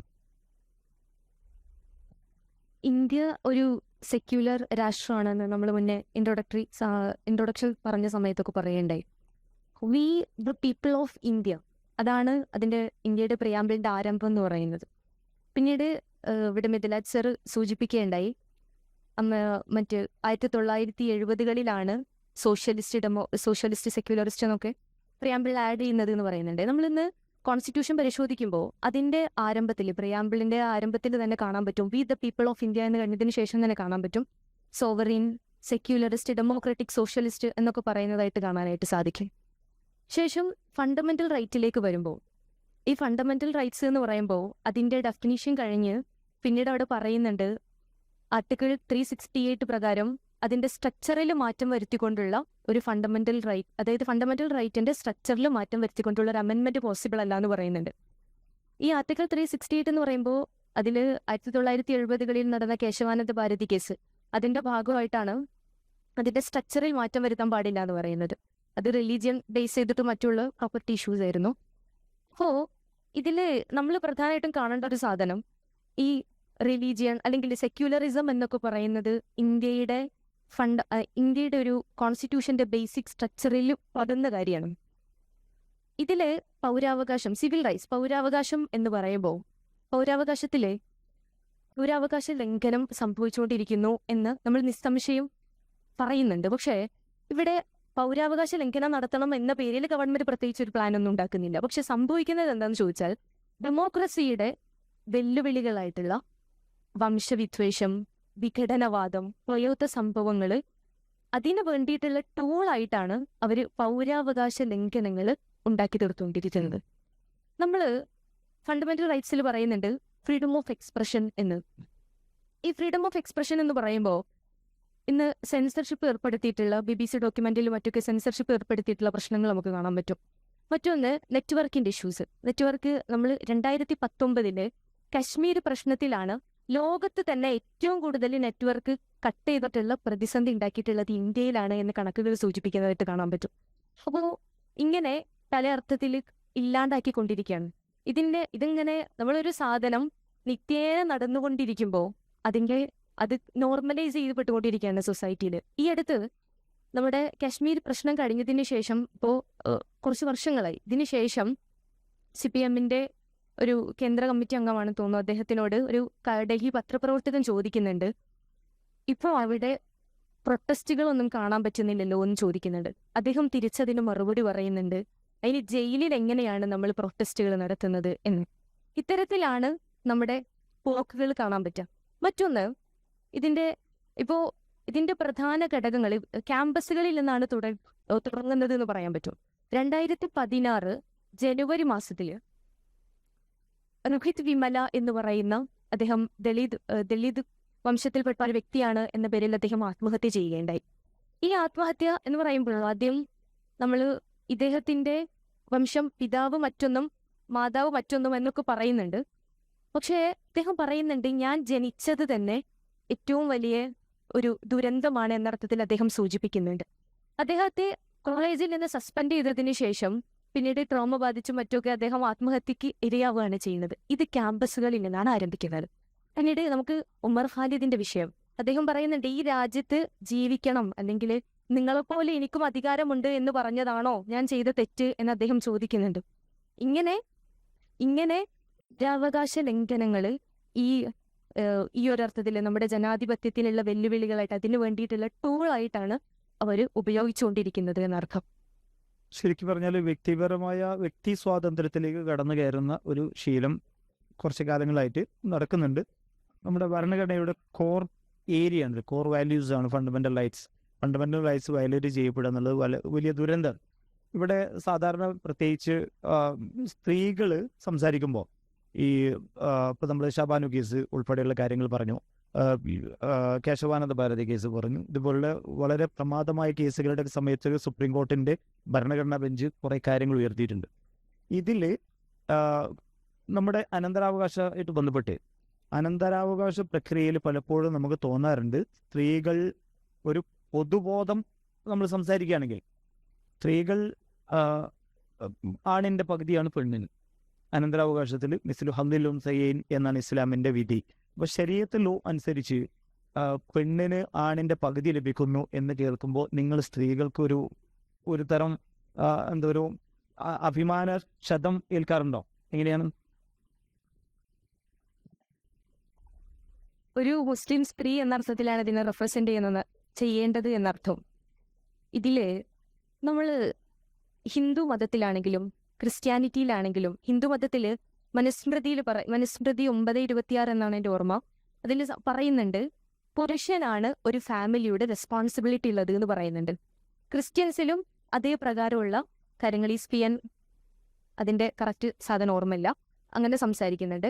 ഇനി ഇസ്ലാം ലെവലിലേക്ക് ചെല്ലുകയാണെങ്കിൽ അരിജാലു ഖവ്വാമുൻ അല നിസാ എന്നാണ് വിശേഷിപ്പിക്കുന്നത്. അതായത് സ്ത്രീകളെക്കാൾ കൂടുതൽ, അതായത് റെസ്പോൺസിബിലിറ്റീസ് ഉള്ളത് പുരുഷനാണെന്നർത്ഥം. ഇവിടെ ഞാനൊരു ഉദാഹരണം പറയാം. നമ്മൾ ഒരു സാധനം, പുരുഷന് 1,00,000 രൂപയും സ്ത്രീക്ക് 50,000 രൂപയും കൊടുക്കുന്നു. പുരുഷനെ സംബന്ധിച്ചിടത്തോളം അവന്റെ മാതാപിതാക്കൾക്കും അവന്റെ ഭാര്യക്കും അവന്റെ മക്കൾക്കും ചിലവഴിച്ച് ബാക്കിയുള്ളത് മാത്രമാണ് അവന് ചിലവഴിക്കാൻ സാധിക്കുന്നത്. സ്ത്രീയെ സംബന്ധിച്ചിടത്തോളം അവൾക്കുള്ളത് എന്ന് പറയുന്നത്, ഇപ്പോൾ സ്ത്രീയുടെ കയ്യിൽ പണം ഉണ്ടെങ്കിൽ കൂടിയിട്ട് പുരുഷനാണ് അവൾക്ക് ചിലവ് നടത്തേണ്ടത് എന്നതാണ് മതം പറയുന്നത്. മതത്തില് ഒരു പുരുഷനെ സംബന്ധിച്ചിടത്തോളം, പുരുഷന് അവന് വിവാഹം കഴിക്കണം എന്നുണ്ടെങ്കിൽ മഹർ എന്ന് പറയുന്ന ഒരു സാധനം കൊടുക്കാൻ, അല്ലെങ്കിൽ അവന് ബാക്കിയുള്ള ചെലവുകൾ കൊടുക്കാൻ വില്ലിങ് ആണെങ്കിൽ മാത്രമാണ് അവന് വിവാഹം കഴിക്കാനുള്ള പെർമിഷൻ പോലും മതം കൊടുക്കുന്നുള്ളൂ. അപ്പൊ ഈ ഒരു അർത്ഥത്തിൽ പരിശോധിക്കുമ്പോൾ ഞാൻ മനസ്സിലാക്കിയെടുത്തോളം പുരുഷൻ ഈ ചെലവുകളൊക്കെ കഴിച്ച് ബാക്കി വരുന്ന തുകയും സ്ത്രീക്ക് ഇതിന് മാത്രം, അവൾക്ക് വേണ്ടി മാത്രം ചെലവഴിക്കാനുള്ള തുകയാണ് 50,000. സ്ത്രീക്കാണ് ബോണസ് കിട്ടുന്നത് എന്നതാണ് എൻ്റെ ഒരു അഭിപ്രായം. മറ്റൊന്ന്, നമ്മൾ മെറ്റേണിറ്റി ലീവ്, പെറ്റേണിറ്റി ലീവ് പറയാറുണ്ട്. ശരിക്ക് ഗവൺമെന്റ് മെറ്റേണിറ്റി ലീവും പെറ്റേണിറ്റി ലീവും കൊടുക്കുന്നുണ്ട്. ഈ മെറ്റേണിറ്റി ലീവ് 6.5 മാസമാണ്, പെയ്ഡായിട്ട് കൊടുക്കുന്നത് 6.5 മാസം. പെറ്റേണിറ്റി ലീവ് വെറും 15 ദിവസം. അവിടെ എവിടെയാണ് ഇക്വാളിറ്റി കാണാൻ പറ്റുന്നത്? ഇനി ഈ മെറ്റേണിറ്റി ലീവിൽ സ്ത്രീക്കാണ് കൂടുതൽ എഫേർട്ട് എന്നതാണ് നിങ്ങളുടെ വാദമെങ്കിൽ, ഈ അനന്തരാവകാശത്തില് അല്ലെങ്കിൽ റെസ്പോൺസിബിലിറ്റീസിന്റെ കാര്യത്തില് പുരുഷനാണല്ലോ കൂടുതൽ ബാധ്യത എന്നത്. നമ്മൾ ഒരു ഹൈറ്റ് ഇല്ലാത്തൊരു കുട്ടിയെ 2 സ്റ്റൂൾ അട്ടിക്കിട്ടിട്ട് അവിടെ കയറ്റിയിരുത്തി, നമ്മളെല്ലാവരും ഒരു സ്റ്റൂളാണ് ഇരിക്കുന്നത്. എന്നിട്ട് നമ്മൾ പറയുന്നു, നീ 2 സ്റ്റൂളിൽ ഇരിക്കുന്നത് സമത്വത്തിനെതിരാണ് എന്ന് പറയുന്നത് പോലെയുണ്ട് ഈ വർത്തമാനം കേട്ടത്. അതുകൊണ്ട് ഒരു ഹ്യൂമിലിയേഷൻ തോന്നിയിട്ടില്ല. അപ്പോൾ സത്യത്തിൽ റിജാലു ഖവ്വാമൂന അല നിസ എന്ന് പറയുമ്പോൾ പുരുഷന്മാർക്ക് കൂടുതൽ ഉത്തരവാദിത്തമുണ്ട് എന്നാണ് മനസ്സിലാക്കേണ്ടത്. കൂടുതൽ ഉത്തരവാദിത്തമുണ്ട്. ഫിനാൻഷ്യൽ റെസ്ട്രിക്ഷൻ പുരുഷന്മാർക്ക് കൂടുതലാണ്. ഫിനാൻഷ്യൽ റെസ്ട്രിക്ഷൻ കൂടുതലാണ്. പെണ്ണ് ഒരു പക്ഷേ നിങ്ങൾ പറയുന്നതനുസരിച്ച് നിങ്ങൾക്ക് കൂടുതൽ ഫ്രീഡം ഉണ്ട്. ക്യാഷ്, സ്വന്തമായിട്ട് സമ്പത്തുണ്ടെങ്കിൽ ഭർത്താവിൻ്റെ അടുത്ത് നിന്ന് വീണ്ടും വാങ്ങാനുള്ള ചോയ്സ് അവിടെ ഡോർ തുറന്നു കിടക്കുകയാണ്. എനിവേ മിസ് റിഫ, നമ്മൾ ഇൻഡിവിജ്വൽ റൈറ്റ്സ്, വ്യക്തി സ്വാതന്ത്ര്യങ്ങൾ, വ്യക്തിപരമായ അവകാശങ്ങൾ, ഇതിനെക്കുറിച്ച് സംസാരിക്കുമ്പോൾ പൊതുവെ വർത്തമാന കാലഘട്ടത്തിൽ ഇന്ത്യയുടെ ജാതകം മാറ്റി എഴുതാൻ വേണ്ടി പണിയെടുത്തുകൊണ്ടിരിക്കുന്ന ആളുകൾ മുസ്ലിം സ്ത്രീകൾക്ക് വേണ്ടി കൂടുതൽ വാദിക്കുന്നുണ്ട്. മുസ്ലിം സ്ത്രീകളെയാണ് അവർ ടാർഗറ്റ് ചെയ്തുകൊണ്ടിരിക്കുന്നത്. എന്ന് വെച്ചാൽ മുസ്ലിം സ്ത്രീകൾ എംപവർ ചെയ്യപ്പെടട്ടെ. അവരെങ്ങനെ മോശമായിട്ട് ഇരുന്നാൽ ശരിയാവില്ല. നാട്ടിലെ മറ്റു സ്ത്രീകളൊക്കെ എന്ത് സംഭവിച്ചാലും മുസ്ലിം സ്ത്രീകൾ നന്നാവണം, മുസ്ലിം സ്ത്രീകൾ എംപവർ ചെയ്യപ്പെടണം, അവർക്ക് കൂടുതൽ സൗകര്യങ്ങൾ വേണം, വിദ്യാഭ്യാസം വേണം, ജോലി വേണം, അവർ രംഗത്ത് വരണം. ഈ വാദങ്ങളാണ് ഇന്ത്യയുടെ ജാതകക്കുറി മാറ്റി എഴുതിക്കൊണ്ടിരിക്കുന്ന ആളുകൾ പറയുന്നത്. മിസ്റ്റർക്ക് എന്ത് പറയാനുണ്ട്? നമ്മള് ഇന്ത്യയിലെ ഒരു അവസ്ഥ എടുത്ത് പരിശോധിക്കുന്ന സമയത്ത് ഈ ഒരു സ്വഭാവം, ഈ ഒരു പ്രവണത ധാരാളമായിട്ട് കാണാൻ സാധിക്കും. ഇപ്പൊ നമ്മളിവിടെ ചർച്ച ചെയ്തുകൊണ്ടിരിക്കുന്ന ഇന്ത്യൻ മതേതരത്വം തന്നെ എടുത്തു നോക്കുകയാണെങ്കിൽ സർവധർമ്മ സംഭവ എന്നാണ് പലപ്പോഴും ഇതിനെ പറയാറുള്ളത്. അതായത് എല്ലാ റിലീജിയൻസിനും ഈക്വൽ ആയിട്ടുള്ള ഒരു റെസ്പെക്റ്റ് നൽകുന്ന രീതിയിലുള്ള ഒരു മതേതരത്വം. ആ ഒരു കൺസെപ്റ്റ് തന്നെയാണ് മറ്റ് പാശ്ചാത്യ മതേതരത്വ രീതികളിൽ നിന്നും ഇന്ത്യയിലെ ഈ ഒരു സെക്യുലറിസത്തിനെ, ഈ ഒരു കൺസെപ്റ്റിനെ യുണീക്നെസ് ആക്കുന്നതും ആ ഒരു രീതിയാണ്. ആ ഒരു മതേതര സൗന്ദര്യമാണ് ഇപ്പോൾ മൈനോറിറ്റി റൈറ്റ്സ് ആണെങ്കിലും, അതുപോലെ പേഴ്സണൽ ലോസിന്റെ കാര്യം എടുക്കുകയാണെങ്കിലും, റിസർവേഷന്റെ കാര്യം എടുക്കുകയാണെങ്കിലും, ഏതൊരു മേഖല എടുത്ത് നോക്കുകയാണെങ്കിലും ആ ഒരു മതേതരത്വത്തിന്റെ സൗന്ദര്യം നമുക്ക് കാണാൻ പറ്റും. ഒരു മുസ്ലിം സ്ത്രീ എന്ന രീതിയിൽ വുമൺ എംപവർമെന്റിന് വേണ്ടിയിട്ട് മുസ്ലിം സ്ത്രീകൾക്ക് കൂടുതൽ അവസരങ്ങൾ ഗവൺമെന്റിന്റെ ഭാഗത്ത് നിന്ന് ഉണ്ടാവുന്നു എന്ന രീതിയിൽ ചോദ്യം വരുമ്പോൾ സ്വാഭാവികമായിട്ടും ഈ ഒരു മതേതര സൗന്ദര്യത്തെ കോട്ടം തട്ടുന്ന രീതിയിലുള്ള ഇത്തരത്തിൽ മുസ്ലിം സ്ത്രീകൾക്ക് കൂടുതൽ പ്രാതിനിധ്യം അല്ലെങ്കിൽ കൂടുതൽ ഇമ്പോർട്ടൻസ് സർക്കാർ നൽകുന്നു എന്ന രീതിയിലേക്ക് കൂട്ടിച്ചേർത്ത് വായിക്കുമ്പോൾ ഓർമ്മ വരുന്നത് ട്രിപ്പിൾ തലാഖിന്റെ വിഷയമാണ്. നമുക്കറിയാം, വർഷങ്ങൾക്ക് മുൻപ് 2019 വലിയ ഒരുപാട് കാലം മുൻപ് തന്നെ അതിന്റെ ചർച്ചകൾ നടക്കുന്നുണ്ട്. 2019 വലിയൊരു വിപ്ലവമായിട്ട് മുന്നോട്ട് കൊണ്ടുവന്നിട്ടുള്ള ഒരു ബില്ലായിരുന്നു അത്. അത് പാസ്സാക്കി കഴിഞ്ഞപ്പോൾ അതിന്റെ ഒരു അനന്തരഫലം എന്ന് പറയുന്നത്, നമുക്കറിയാം, ഇസ്ലാമിന്റെ പെർസ്പെക്റ്റീവിൽ നിന്ന് നോക്കുമ്പോൾ, അതല്ലെങ്കിൽ ഒരു മുസ്ലിം വുമന്റെ പെർസ്പെക്റ്റീവിൽ നിന്ന് നോക്കുമ്പോൾ, ട്രിപ്പിൾ തലാഖ് എന്ന് പറയുന്നത് ഏതൊരു ഇൻസ്റ്റിറ്റ്യൂഷനും ഒരു എൻട്രൻസും അതുപോലെ തന്നെ ഒരു ഡിസൊല്യൂഷനുള്ള ഒരു അവസരം ഉള്ളതുപോലെ ഫാമിലി ഒരു ഇൻസ്റ്റിറ്റ്യൂഷൻ ആണ് എന്ന നിലക്ക് അതിൽ നിന്നുള്ള ഒരു ഡിസൊല്യൂഷനെ കറക്റ്റ് ആയിട്ടുള്ള പ്രോസസ് ആയിട്ടാണ് ത്വലാഖിനെ മുന്നോട്ട് വെക്കുന്നത്. അതേസമയം ഇൻസ്റ്റന്റ് ആയിട്ടുള്ള 3 ത്വലാഖുകളെ മതം തന്നെ നിരുത്സാഹപ്പെടുത്തുന്ന സന്ദർഭങ്ങളും കാണാൻ സാധിക്കും. ഇപ്പൊ ഉദാഹരണത്തിന് റസൂൽ സല്ലല്ലാഹു അലൈഹി വസല്ലമയുടെ സദസ്സിൽ വെച്ചിട്ട് ഒരാൾ ട്രിപ്പിൾ തലാഖ് ചൊല്ലി എന്ന് പറയുന്ന സമയത്ത് റസൂൽ സല്ലല്ലാഹു അലൈഹി വസല്ലം തങ്ങൾ പറയുന്നുണ്ട്, ഞാൻ നിങ്ങൾക്കിടയിൽ ജീവിച്ചിരിക്കെ തന്നെ കിതാബിനെ കൊണ്ട് കളിക്കുന്ന, അല്ലെങ്കിൽ മതഗ്രന്ഥത്തെ കൊണ്ട് കളിക്കുകയാണോ എന്ന് തിരിച്ചു ചോദിക്കുന്നുണ്ട്. ഇവിടെ ഒന്ന് ഇടപെട്ടോടെ. ട്രിപ്പിൾ തലാഖ് ഇപ്പോ പറഞ്ഞു വരുന്നത്, ട്രിപ്പിൾ തലാഖ് വളരെ ഭീകരമായ ഒരു തെറ്റാണ്. ഇസ്ലാമിന്റെ കാഴ്ചപ്പാട്, ഇസ്ലാമിക ശരീഅത്തിൽ ട്രിപ്പിൾ തലാഖ് ഭീകരമായ ഒരു തെറ്റാണ്. ഒരുപക്ഷെ ഈ തെറ്റ് ചെയ്യാതിരിക്കാനുള്ള ഒരു പ്രചോദനമാക്കി ഈ നിയമത്തെ നമുക്ക് പോസിറ്റീവായിട്ട് എടുത്തുകൂടെ?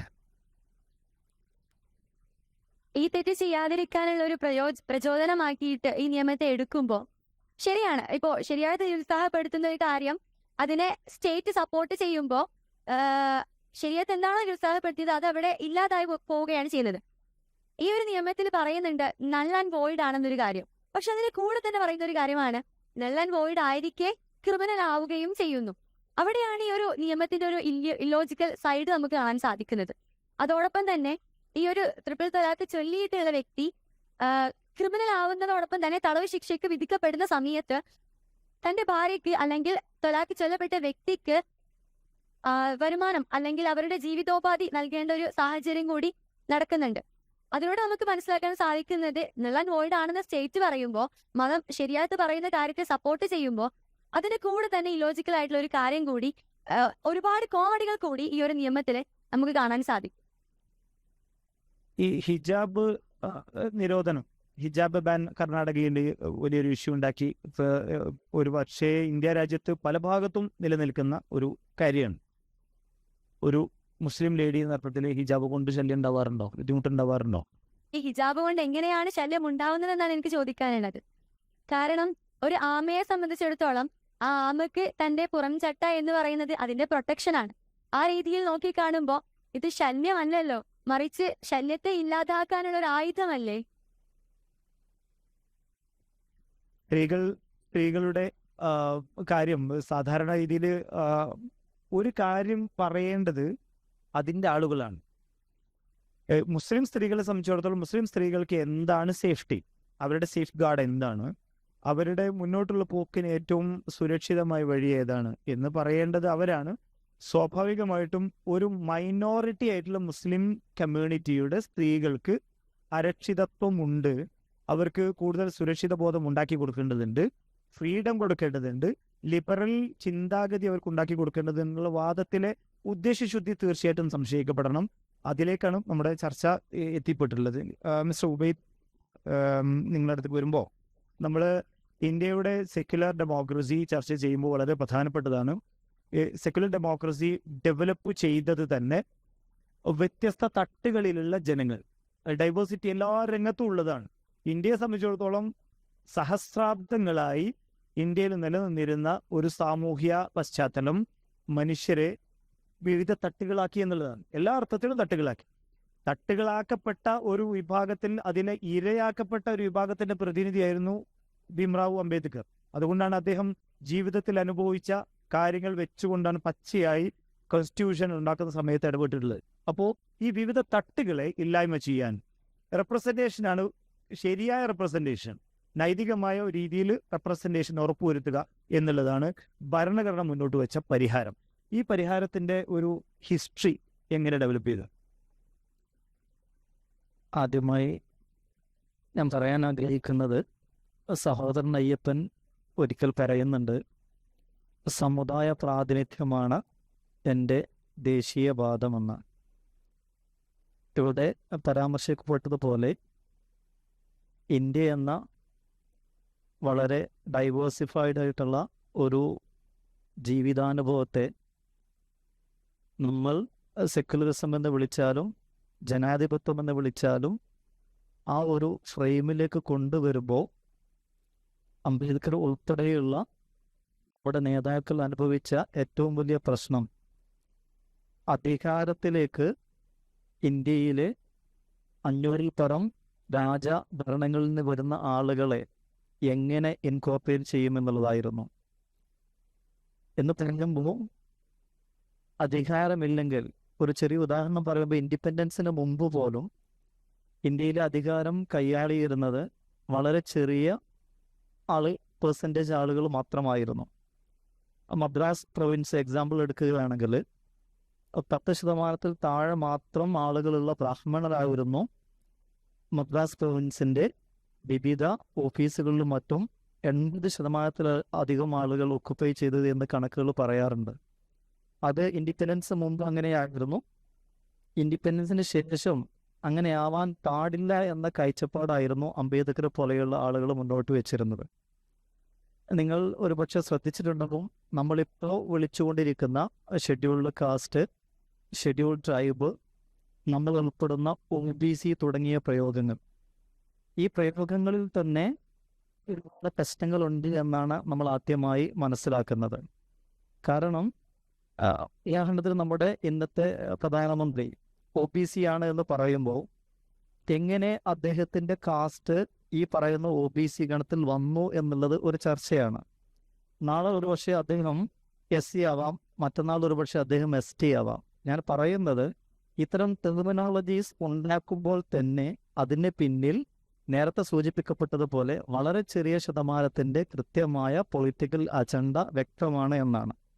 ഈ ഒരു ബാക്ക്ഗ്രൗണ്ടിൽ നിന്ന് വേണം നമ്മൾ ഇന്ത്യയിലെ ഈ പറയുന്ന റെപ്രസെൻറ്റേഷൻ എന്ന് പറയുന്ന ആശയത്തെ ചർച്ച ചെയ്യാൻ. ഇന്ത്യയിലെ റെപ്രസെൻറ്റേഷൻ പറയുമ്പോൾ തുടക്ക കാലഘട്ടങ്ങളിൽ SC ST വിഭാഗങ്ങൾക്ക് മാത്രമാണ് റെപ്രസെൻറ്റേഷൻ ഉണ്ടായിരുന്നത്. പിന്നീട് രാവിലെയുടെ ചർച്ചയിൽ പറഞ്ഞതുപോലെ VP സിംഗ് ഗവൺമെൻറ്റിൻ്റെ സമയത്താണ് മണ്ഡൽ കമ്മീഷൻ രൂപീകരിക്കുന്നതും, മൊറാർജി ദേശായിയുടെ സമയത്താണ് മണ്ഡൽ കമ്മീഷൻ രൂപീകരിക്കുന്നതും, എന്നിട്ട് VPC ഗവൺമെൻറ് സമയത്താണ് മണ്ഡൽ കമ്മീഷൻ നടപ്പിലാക്കുന്നത്. ഈ മണ്ഡൽ കമ്മീഷൻ നടപ്പിലാക്കുമ്പോഴാണ് ആദ്യമായിട്ട് ഇന്ത്യയുടെ ഏകദേശം 75 മുതൽ 80% വരെ വരുന്ന OBC വിഭാഗത്തിന് അധികാരത്തിലും ജോലിയിലും മറ്റും റെപ്രസെൻറ്റേഷൻ ഉറപ്പുവരുത്തുന്നു എന്ന അർത്ഥത്തിൽ ഇന്ത്യൻ ജനാധിപത്യ ബോധം വളരുന്നത്. ആ ജനാധിപത്യ ബോധത്തെ തീർച്ചും മറ്റൊരർത്ഥത്തിൽ ഉപയോഗിക്കുകയായിരുന്നു ഇവിടുത്തെ ഫാസിസ്റ്റ് അല്ലെങ്കിൽ ഹൈന്ദവ ചിന്താധാര ചെയ്തിരുന്നത്. ഈ ജനാധിപത്യ ബോധം അവിടെ നിൽക്കുന്നില്ല എന്നതിന് വലിയൊരു തെളിവ് ഈയിടെ വളരെ അടുത്ത് വന്നൊരു കണക്ക് പറയുന്നത് 27% OBCക്ക് ഇന്ത്യയിൽ നൽകുന്ന റെപ്രസെന്റേഷന്റെ തുക എന്ന് പറയുന്നത്. ഈ തുക 27% നൽകിയിട്ട് പോലും ഇപ്പോഴും ഇന്ത്യയുടെ റെപ്രസെന്റേഷനെ കണക്ക് പറയുമ്പോൾ OBC 13% മാത്രമേ റെപ്രസെന്റ് ചെയ്യപ്പെടുന്നുള്ളൂ എന്നത് ഇന്ത്യയുടെ ഇന്നത്തെ ഈ റെപ്രസെന്റേഷൻ പൊളിറ്റിക്സ് പറയുമ്പോൾ കൃത്യമായി നമ്മോട് ബോധ്യപ്പെടുത്തുന്നത് നമ്മൾ വീണ്ടും അണ്ടർ റെപ്രസെന്റഡ് ആണ് എന്നുള്ള വലിയൊരു കാര്യമാണ്. ഞാൻ പറഞ്ഞു വരുന്നത് ഈ റെപ്രസെന്റേഷൻ ഉറപ്പുവരുത്താതെ ഒരിക്കലും ഇന്ത്യ പോലുള്ള ഒരു ജനാധിപത്യ രാജ്യത്ത് ഒരു കമ്മ്യൂണിറ്റിക്കും പിടിച്ചു നിൽക്കാൻ സാധ്യമല്ല.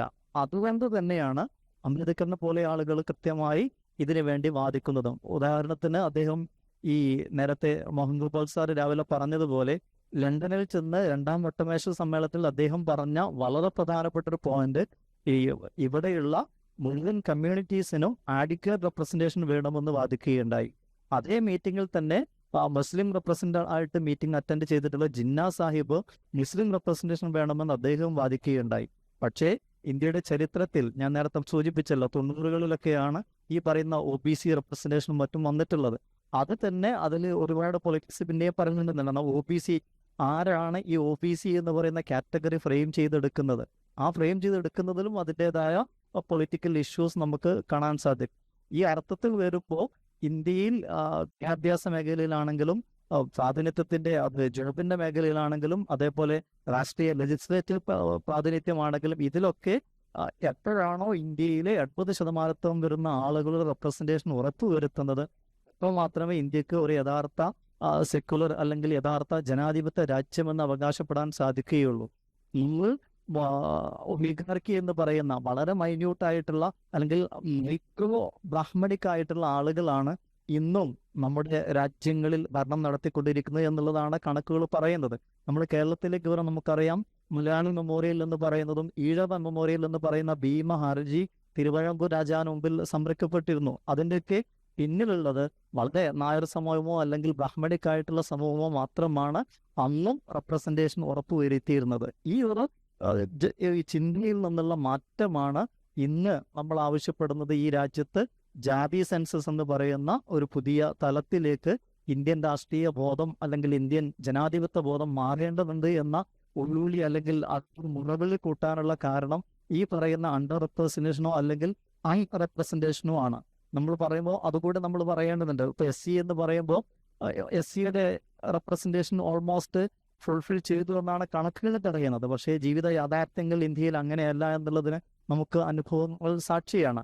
ഈ ജാതി സെൻസസ് എന്ന് പറയുന്നത് 1961 മുതൽ ഇന്ത്യയിൽ ജാതി സെൻസസ് നടത്തണമെന്നുള്ള ആഹ്വാനം കാക്കയം മുലാക്കർ കമ്മിറ്റിയുടെ നിർദ്ദേശപ്രകാരം ഉണ്ടായിരുന്നു. പക്ഷെ ഇന്ന് നമ്മൾ 2025 ജീവിക്കുമ്പോഴും ഇന്ത്യയിൽ ജാതി സെൻസസ് ഓൾ ഇന്ത്യ തലത്തിൽ നടത്താൻ നമ്മുടെ ഗവൺമെന്റുകൾ തയ്യാറായിട്ടില്ല എന്നത് വളരെ ജനാധിപത്യത്തെ ക്രോശിക്കുന്ന ജനാധിപത്യ ബോധത്തെ നിരർത്ഥകമാണെന്ന് സമർത്ഥിക്കുന്ന നിലപാടുകളാണ് നമ്മുടെ രാഷ്ട്രീയ പാർട്ടികൾ ഇതിൽ സ്വീകരിക്കുന്നത് എന്നുള്ളതാണ് മറ്റൊരു കാര്യം.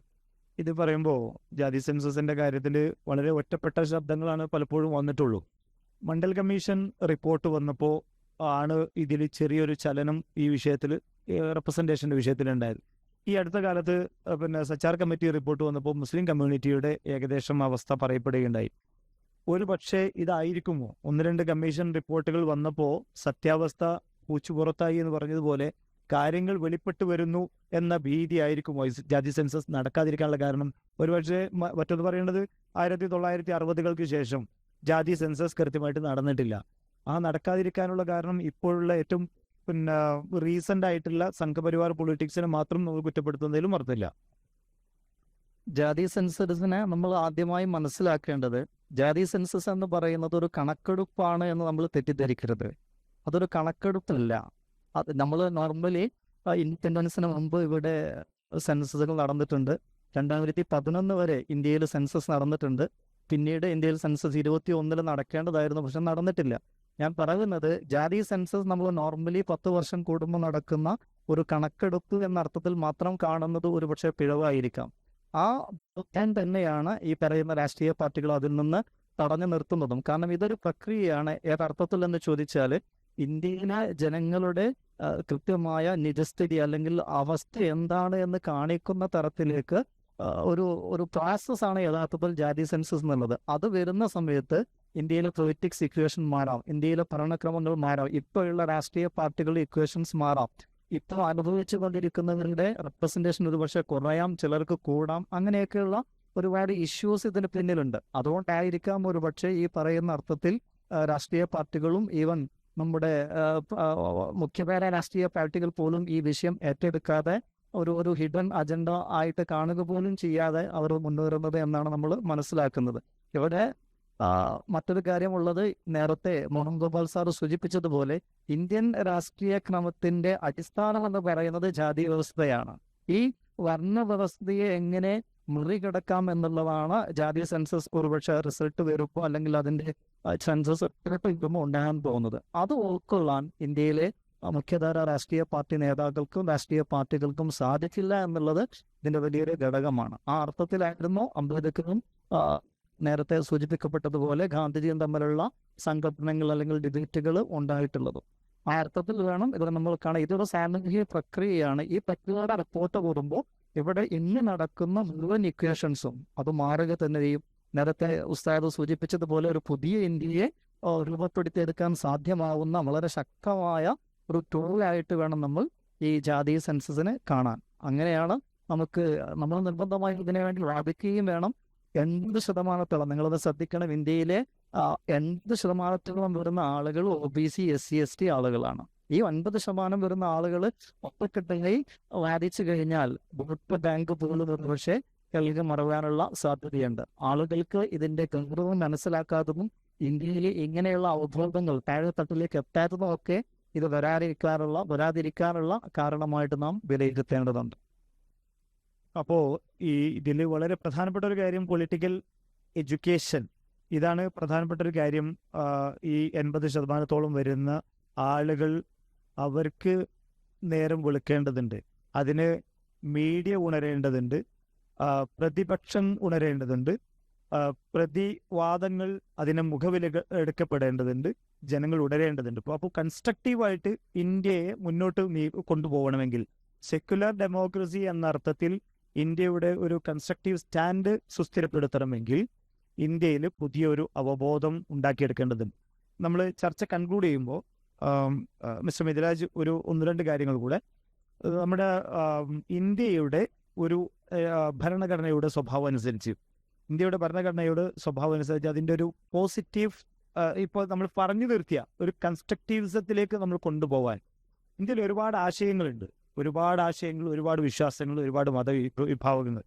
ഇവരൊക്കെ പരിഗണിച്ചുകൊണ്ട് ഇതിലെല്ലാം ഈ ആശയങ്ങളൊക്കെ നമുക്ക് മുന്നോട്ട് പോകാനുള്ള ഒരു വഴിയായിട്ട് തിരഞ്ഞെടുത്തൂടെ? അതെ, മോഡറേറ്റർ ചോദിക്കുന്നത് ഈ വളരെ പ്രയാസകരമായ ഈ കോംപ്ലക്സിറ്റീസിനെ നമുക്ക് ഓവർകം ചെയ്യണമെങ്കിൽ ഇതിനെക്കുറിച്ചുള്ള കൃത്യമായ ബോധവൽക്കരണം നടക്കണം. ആളുകൾക്ക് ഇതിനെക്കുറിച്ചുള്ള ധാരണ വേണം. ദൗർഭാഗ്യ വശാൽ നമ്മുടെ കോൺസ്റ്റിറ്റ്യൂന്റ് അസംബ്ലി ഡിബേറ്റ്സ് പരിശോധിക്കുന്ന സമയത്ത് തന്നെ നമ്മൾ അത്ഭുതപ്പെട്ടു പോകുന്ന ഒരു കാര്യമെന്ന് പറയുന്നത് ഏതളവിൽ ഈ മതം ജനങ്ങളുടെ ഹൃദയത്തിൽ വേര് പിടിച്ചതാണെന്ന വിഷയത്തിൽ അവർക്ക് തന്നെ നല്ല നിശ്ചയമുണ്ടായിരുന്നില്ല എന്നാണ്.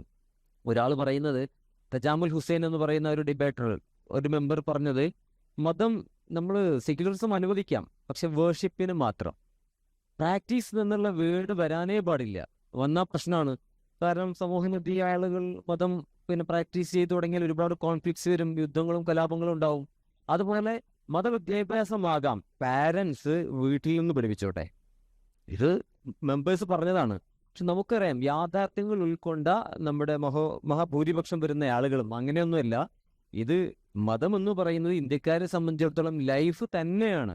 അപ്പം അങ്ങനെ മാറ്റി നിർത്താൻ പറ്റുന്ന ഒരു സംഗതിയല്ല എന്ന് പറഞ്ഞാണ് പിന്നെ ആ റൂൾസ് എല്ലാം ഫോർമുലേറ്റ് ചെയ്യപ്പെടുന്നത്. നമ്മൾ ആലോചിച്ചാൽ മനസ്സിലാവും ഇത് ചെറിയൊരു കാര്യമല്ല. ഇത് വൈവിധ്യങ്ങളുടെ ഒരു സംയോജനം എന്നൊക്കെ പറഞ്ഞ് നമുക്ക് ഭംഗിവാക്ക് പറയാൻ നല്ല എളുപ്പമാണ്. ഇത് വളരെ പ്രയാസകരമായൊരു കാര്യമാണ് ഇത് പ്രാക്ടീസ് ചെയ്യാന്ന് പറഞ്ഞാൽ. ആർട്ടിക്കിൾ 25 ഗ്യാരണ്ടി ചെയ്യുന്ന റൈറ്റ്സ് തന്നെ അനുഷ്ഠിക്കാൻ തുടങ്ങിയാൽ, അത് അതിൻ്റെ ഇൻ ഇറ്റ്സ് ഫുൾ സ്വിങ് പ്രാക്ടീസ്ഡായി തുടങ്ങിയാൽ സംഘർഷഭരിതമാകും നമ്മുടെ ഭൂമി. അത് നമ്മുടെ രാജ്യം, അത് നമ്മൾ തിരിച്ചറിയണം. ഞാനൊരു നെഗറ്റീവ് ടോണിൽ പറയില്ല, അതിന് പരിഹാരം ആ രീതിയിൽ ആ തിരിച്ചറിവിൻ്റെ പുറത്ത് നടക്കണം. ഇപ്പൊ നോക്കിയേ, ആർട്ടിക്കിൾ 25 നമ്മൾ പ്രാക്ടീസും ഫസിങ്ങും മാത്രമല്ല പ്രൊപ്പഗേറ്റ് എന്നുള്ള പദം കൂടെയുണ്ട്. പ്രചരിപ്പിക്കാനും നമുക്ക് അവകാശമുണ്ട്. ഇത് ഞാൻ വിശ്വസിക്കുന്ന ഒരു വിശ്വാസധാരയിലേക്ക് ആളുകൾ, എൻ്റെ പ്രിയപ്പെട്ടവരെ, കൂട്ടുകാരെ, എൻ്റെ അധ്യാപകരെ, അയൽവാസികളെ ഞാൻ കൊണ്ടുവരാൻ തുടങ്ങി ശ്രമം നടത്തി. അത് വിജയിച്ച് സംഘമായി ആൾക്കാർ ഈ എൻ്റെ മതത്തിലേക്ക്, വിശ്വാസത്തിലേക്ക് വന്നാൽ സ്വാഭാവികമായും പിന്നെ എൻ്റെ അയൽവാസികൾ, പിന്നെ സുഹൃത്തുക്കൾ, മറ്റു മതസ്ഥരായിട്ടുള്ള സഹോദരങ്ങൾ ഡിസ്റ്റർബ്ഡ് ആവും. കാരണം അവൻ്റെ വിശ്വാസം എന്ന് പറയുന്നത് ആത്യന്തികമായ വിജയത്തിന് നിദാനമായ ഒരേ ഒരു മാർഗം, അങ്ങനെയാണ് വിശ്വസിക്കുകയാണ്. കാരണം സനാതന ധർമ്മം നിർവഹിച്ച് ആ വഴിക്ക് നീങ്ങുന്നവർക്കേ രക്ഷയുള്ളൂ എന്ന് പറയുന്നു. നമ്മൾ തൗഹീദിന്റെ വഴിയെ രക്ഷയുള്ളൂ എന്ന് പറയുന്നു. യേശുവിന്റെ വഴിക്ക് മാത്രമേ രക്ഷയുള്ളൂ, മോക്ഷമുള്ളൂ എന്ന് ക്രിസ്ത്യാനിറ്റി പറയുന്നു. അപ്പം ഇതൊരു യാഥാർത്ഥ്യമാണ്. ഇത് ഓരോന്നിൻ്റെയും ഇൻഡിവിജ്വൽ ആയിട്ടുള്ള ഓരോ സ്പെസിഫിക്കേഷൻ, ഒരു പ്രോപ്പർട്ടിയാണ്. ഇത് അങ്ങനെ തന്നെ തിരിച്ചറിയണം. സ്കൂളുകളിലെ ഈ നമ്മുടെ സൊല്യൂഷനെ കുറിച്ചാണ് പറഞ്ഞത്. സമഭാവന പഠിപ്പിക്കുന്നിടത്ത് നിന്റെ മതം എങ്ങനെ പറയുകയാണെങ്കിൽ അതേ വികാരത്തിലും ഡെപ്തിലുമാണ് നമ്മുടെ സഹോദര മതസ്ഥരും അവരുടെ വിശ്വാസകാര്യങ്ങൾ മുന്നോട്ട് കൊണ്ടുപോകുന്നത് എന്ന് അങ്ങനെ തന്നെ പറയാൻ നമുക്ക് കഴിയണം. ഇപ്പോൾ വേറൊരു ബൈബിൾ പാഠം പഠിപ്പിച്ച് വിശ്വാസികളോട് സംസാരിക്കുന്ന ഒരു പുരോഹിതൻ, ഇത് നമ്മൾ വിശ്വാസികളല്ലാത്തവർക്ക് എങ്ങനെയും ജീവിക്കുക, അവരെ കാര്യമില്ല, ഞാൻ നിങ്ങളാണ് പറയുന്നൊരു പരാമർശം വന്നാൽ തന്നെ കണ്ടില്ലേ, അവിശ്വാസികളായ ക്രിസ്ത്യൻസ് അല്ലാത്ത എല്ലാവരെയും പരിഹസിക്കുന്നെന്ന് റീഡിങ്ങിൻ്റെ ആവശ്യമില്ല. കാരണം എല്ലാവരും അവരുടേതാണ്. ഇത് പിന്നെ അവരുടേത് മാത്രമാണ് ശരിയെന്ന് വിശ്വസിക്കുന്ന ഈ സംഗതി മതവിശ്വാസത്തിൽ മാത്രമല്ല, ഒരു മാർക്സിസ്റ്റ് രാഷ്ട്രീയക്കാരനെ സംബന്ധിച്ചിടത്തോളം രാജ്യത്തെ സേവിക്കാൻ ഏറ്റവും വയബിളായ മാർഗം, അത് ഫിലോസഫി വൈസ്, അതിൻ്റെ പ്രാക്ടിക്കബിലിറ്റി വൈസ് ഏറ്റവും നല്ല മാർഗം ഇതാണെന്ന് വിശ്വസിച്ചാണ് നമ്മുടെ യൂത്തും വെറ്ററൻസ് എല്ലാം ആ പാർട്ടിയിൽ അല്ലെങ്കിൽ മറ്റു പാർട്ടിയിൽ സജീവമായി പ്രവർത്തിക്കുന്നതും ഘോരം പ്രസംഗിച്ചു കൊണ്ടിരിക്കുന്നതെല്ലാം. അപ്പം ഈ യാഥാർത്ഥ്യം മനസ്സിലാക്കി സമഭാവന പഠിപ്പിക്കുമ്പോൾ സ്കൂളുകളിലടക്കം ഈ വിശ്വാസ വൈവിധ്യങ്ങളുടെ കോംപ്ലക്സിറ്റി എങ്ങനെയൊക്കെ അത് പരിഹരിക്കാമെന്ന് കുട്ടികളെ പഠിപ്പിക്കുകയും അവർ തന്നെ പ്രൊജക്റ്റുകളും സെമിനാറുകളും വിവിധ സമസ്യകൾ അവരെ തരണം ചെയ്യാനും സൊല്യൂഷൻ കാണാനും ഏൽപ്പിക്കപ്പെട്ട് അവർ തന്നെ അതിൻ്റെ പരിഹാര മാർഗങ്ങൾ നിർദ്ദേശിക്കുകയും സോൾവ് ചെയ്യുകയും ഒക്കെ ചെയ്യുന്ന രീതിയിൽ ഇന്ത്യയുടെ വൈവിധ്യത്തെ ഹൃദയത്തിൽ കൊണ്ട് അതിൻ്റെ ഭംഗി മനസ്സിലാക്കി അതിൻ്റെ കോംപ്ലക്സിറ്റിയുടെ ഒരു മനസ്സിലാക്കി അതിനെ ഉൾക്കൊള്ളാനും സ്നേഹിക്കാനും അതുണ്ടാക്കുന്ന സ്വാഭാവികമായ പ്രശ്നങ്ങൾക്ക് പരിഹാരം കാണാനും നമ്മൾ പഠിപ്പിക്കപ്പെടണം. ആ ഒരു ബോധോദയം അല്ലെങ്കിൽ ആ ഒരു സ്റ്റാൻഡേർഡ് എന്ന് പറയുന്നത് വിദ്യാഭ്യാസം കൊണ്ട് മാത്രം സംഭവിക്കുന്ന കാര്യമാണ്. ഞാൻ ഒരൊറ്റ കാര്യം കൂടി അതിലേക്ക് ആഡ് ചെയ്യാൻ ഉദ്ദേശിക്കുകയാണ്. നമ്മളിപ്പോൾ ഈ ഹിന്ദു എന്ന് പറയുന്ന ഒരു മതമില്ല എന്നും അത് ഒരു ജോഗ്രഫിക്കലായിട്ടുള്ള കൊണോട്ടേഷനാണ് എന്നും പലരും പ്രമുഖരായ രാമചന്ദ്ര ഗുഹ പോലുള്ള KN പണിക്കരെ പോലുള്ള ചരിത്രകാരന്മാരൊക്കെ പറയുന്നുണ്ട്. നമുക്ക് ഈ സമഭാവനയുടെയും അതുപോലെ ഒരു ഏകത രൂപീകരണത്തിൻ്റെയും ഒക്കെ ഭാഗമായി ആ അങ്ങനെയുള്ള കോൺസെപ്റ്റുകളിലൊക്കെ കൂടുതൽ എൻ്റർടൈൻ ചെയ്യണമെന്നാണ് എൻ്റെ അഭിപ്രായം. വാസ്തവത്തിൽ നമ്മുടെ ഇസ്ലാമികമായ ചിന്താഗതികൾ ആശയങ്ങളും നോക്കുകയാണെങ്കിൽ നമുക്ക് ഈ ഹിന്ദു മതം എന്ന് പറയുന്നത് അത് ഒരു ജീവിത രീതിയും ആചാരങ്ങളൊക്കെ ആണെങ്കിൽ അതിലില്ലാത്ത വിശ്വാസങ്ങളോ ആചാരങ്ങളോ ഇല്ല, എല്ലാം ഉണ്ട്. ഇസ്ലാമിൻ്റെ ഏറ്റവും പ്രധാനപ്പെട്ട സംഗതിയാണ് തൗഹീദ്. ഏകദൈവ വിശ്വാസം മാത്രമേ പറ്റൂ എന്ന് പറയുന്ന മഹദീസും അഡ്വക്കേറ്റ് ചെയ്യുന്ന ബസവാചാര്യെ പോലുള്ള ആദിശങ്കരനെ പോലുള്ള ആളുകൾ അതിലുണ്ട്. അതുപോലെ തന്നെ ഐഡൽ വർഷിപ്പ് പാടില്ല എന്ന് പറയുന്ന ഹിന്ദു ആചാര്യന്മാരുണ്ട്. പിന്നെ ബാക്കി ഇസ്ലാമിൽ പറയാനുള്ളത് കുറെ മൂല്യങ്ങൾ ആർക്കും സ്വീകാര്യമായ കുറെ കാര്യങ്ങളാണ്. ഇതിനെല്ലാം ഈ വിപുലമായ ഹിന്ദുയിസം എന്ന് പറയുന്ന ഒരു ആദർശത്തെയും പണയപ്പെടുത്തിയും സറണ്ടർ ചെയ്തുള്ള ഒരു ചിന്താഗതിയല്ല ഞാൻ പറയുന്നത്. ഈ ഒരു വലിയ കൊണോട്ടേഷനിൽ അത് ഉൾപ്പെടുത്തുമ്പോൾ ചേർന്ന് നിർക്കലിൻ്റെ ഭാഗമായി നമ്മൾ ഈ സ്വരത്തിൽ സംസാരിക്കുമ്പോൾ എല്ലാറ്റിനും സ്പേസ് അതിലുണ്ട്. പിന്നെ ആകെ വ്യത്യാസം നമ്മെ ഈ മതം പഠിപ്പിച്ച് നമ്മുടെ ആചാര്യൻ പ്രവാചകൻ മുഹമ്മദ് സല്ലല്ലാഹു അലൈഹി വസല്ലം തങ്ങൾ അങ്ങ് അറേബ്യയിൽ നിന്നാണെന്നുള്ളൊരു മാറ്റമാണ്. അത് തന്നെ നോക്കുമ്പോൾ കേരളത്തിൽ നിന്നുള്ള ഒരാള് ഒരു ഹിന്ദു പിന്നെ ഇപ്പോൾ ഹിമാചൽ പ്രദേശിലുള്ള ഒരു ആചാര്യനെ ഫോളോ ചെയ്യുകയാണെങ്കിൽ ഏകദേശം അത്യാവശ്യം 2500 അപ്പുറം കിലോമീറ്റേഴ്സ് ദൂരം വരുന്നുണ്ട്. ആ ദൂരം എന്തില്ല, ഗുജറാത്തിലെ അതിൻ്റെ ഒരു എഡ്ജിൽ ഉള്ള ഒരാള് പിന്നെ മുഹമ്മദ് നബി സല്ലല്ലാഹു അലൈഹി വസല്ലമയെ ഫോളോ ചെയ്യുമ്പോൾ വരുന്നില്ല. നമ്മൾ സീ വൈസ് അതിൻ്റെ ഇൻ്റർസെക്ഷൻ ആ ദൂരം നോക്കുകയാണെങ്കിൽ 1700 സംതിങ് കിലോമീറ്റർ വ്യത്യാസമേ ഉള്ളൂ ഇന്ത്യയുടെ മെയിൻലാൻഡിൻ്റെ ഗുജറാത്ത് എഡ്ജും സൗദി അറേബ്യയും തമ്മിൽ. അപ്പോൾ ആകൊരു ദൂരത്തിൻ്റെ അത്രയും ദൂരം വയസ്സ് പോലും നമുക്ക് അടുപ്പമുണ്ട്. ഇസ്ലാം പറയുന്ന എല്ലാ കാര്യങ്ങളും ഇവിടെ ഹിന്ദുയിസം മുമ്പ് ഉൾക്കൊണ്ടതാണ്. എന്തായാലും ബുദ്ധിസവും ജൈനിസവും ട്രഡീഷണൽ ഹിന്ദുയിസത്തെ ആക്രമിച്ച പോലെ ഇസ്ലാം ആക്രമിച്ചിട്ടില്ല. കാരണം വേദങ്ങളുടെയും ഉപനിഷത്തുകളുടെയൊക്കെ സുപ്രീമസിയും എല്ലാം ചോദ്യം ചെയ്ത് കർമ്മ എന്നുള്ള കാര്യത്തെ പാടുകൾ നിരാകരിച്ച് മനുഷ്യന്റെ എഫേർട്ടാണ് എല്ലാം തീരുമാനിക്കുന്നത് എന്നൊക്കെ പറഞ്ഞിട്ടാണ് ജൈനിസവും ബുദ്ധിസവും വന്നത്. ഇങ്ങനത്തെ ഡിഫറൻസസ് പോലും ഹിന്ദു എന്ന് പറയുന്ന ആ മതത്തിന്റെ ഉള്ളിലെ വിവിധ വിചാരധാരകൾ തമ്മിലില്ല എന്നാണ് ഞാൻ പറഞ്ഞത്. ഇതിന്റെ അർത്ഥം നമ്മൾ മൊത്തം ആദർശത്തിന്റെ ഒരു സമയമാണല്ലോ. ആദർശം കോംപ്രമൈസോ മറ്റോ അല്ല, വിശാലമായി സമഭാവനയുടെ സ്വരത്തിൽ സംസാരിക്കുമ്പോൾ നമുക്ക് ചരിത്ര സത്യങ്ങളെ നിരാകരിക്കാതെ തന്നെ ചേർന്ന് നിൽപ്പ് സാധ്യമാണ്. ആ തരത്തിൽ അഡ്വക്കസികൾ ഉണ്ടാകണം, പിന്നെ ബോധവൽക്കരണം ഉണ്ടാകണം എന്നാണ് ഞാൻ പറഞ്ഞത് എൻ്റെ ചുരുക്കം. ഈ ചർച്ച അവസാനിപ്പിക്കുകയാണ്. കൺക്ലൂഡ് ചെയ്യുമ്പോൾ നമുക്ക് ഈ ചർച്ചയുടെ ആകത്തുകയായിട്ട് പറയാൻ തോന്നുന്നത്, ഇന്ത്യയുടെ ആത്മാവ് കിടക്കുന്നത്, ആത്മാവ് അന്വേഷിച്ചിട്ടുള്ള യാത്രയാണ് ഈ നമ്മുടെ ഇന്നത്തെ ഈ ഒരു ദിവസത്തെ സെമിനാർ എന്ന് പറയുന്നത്.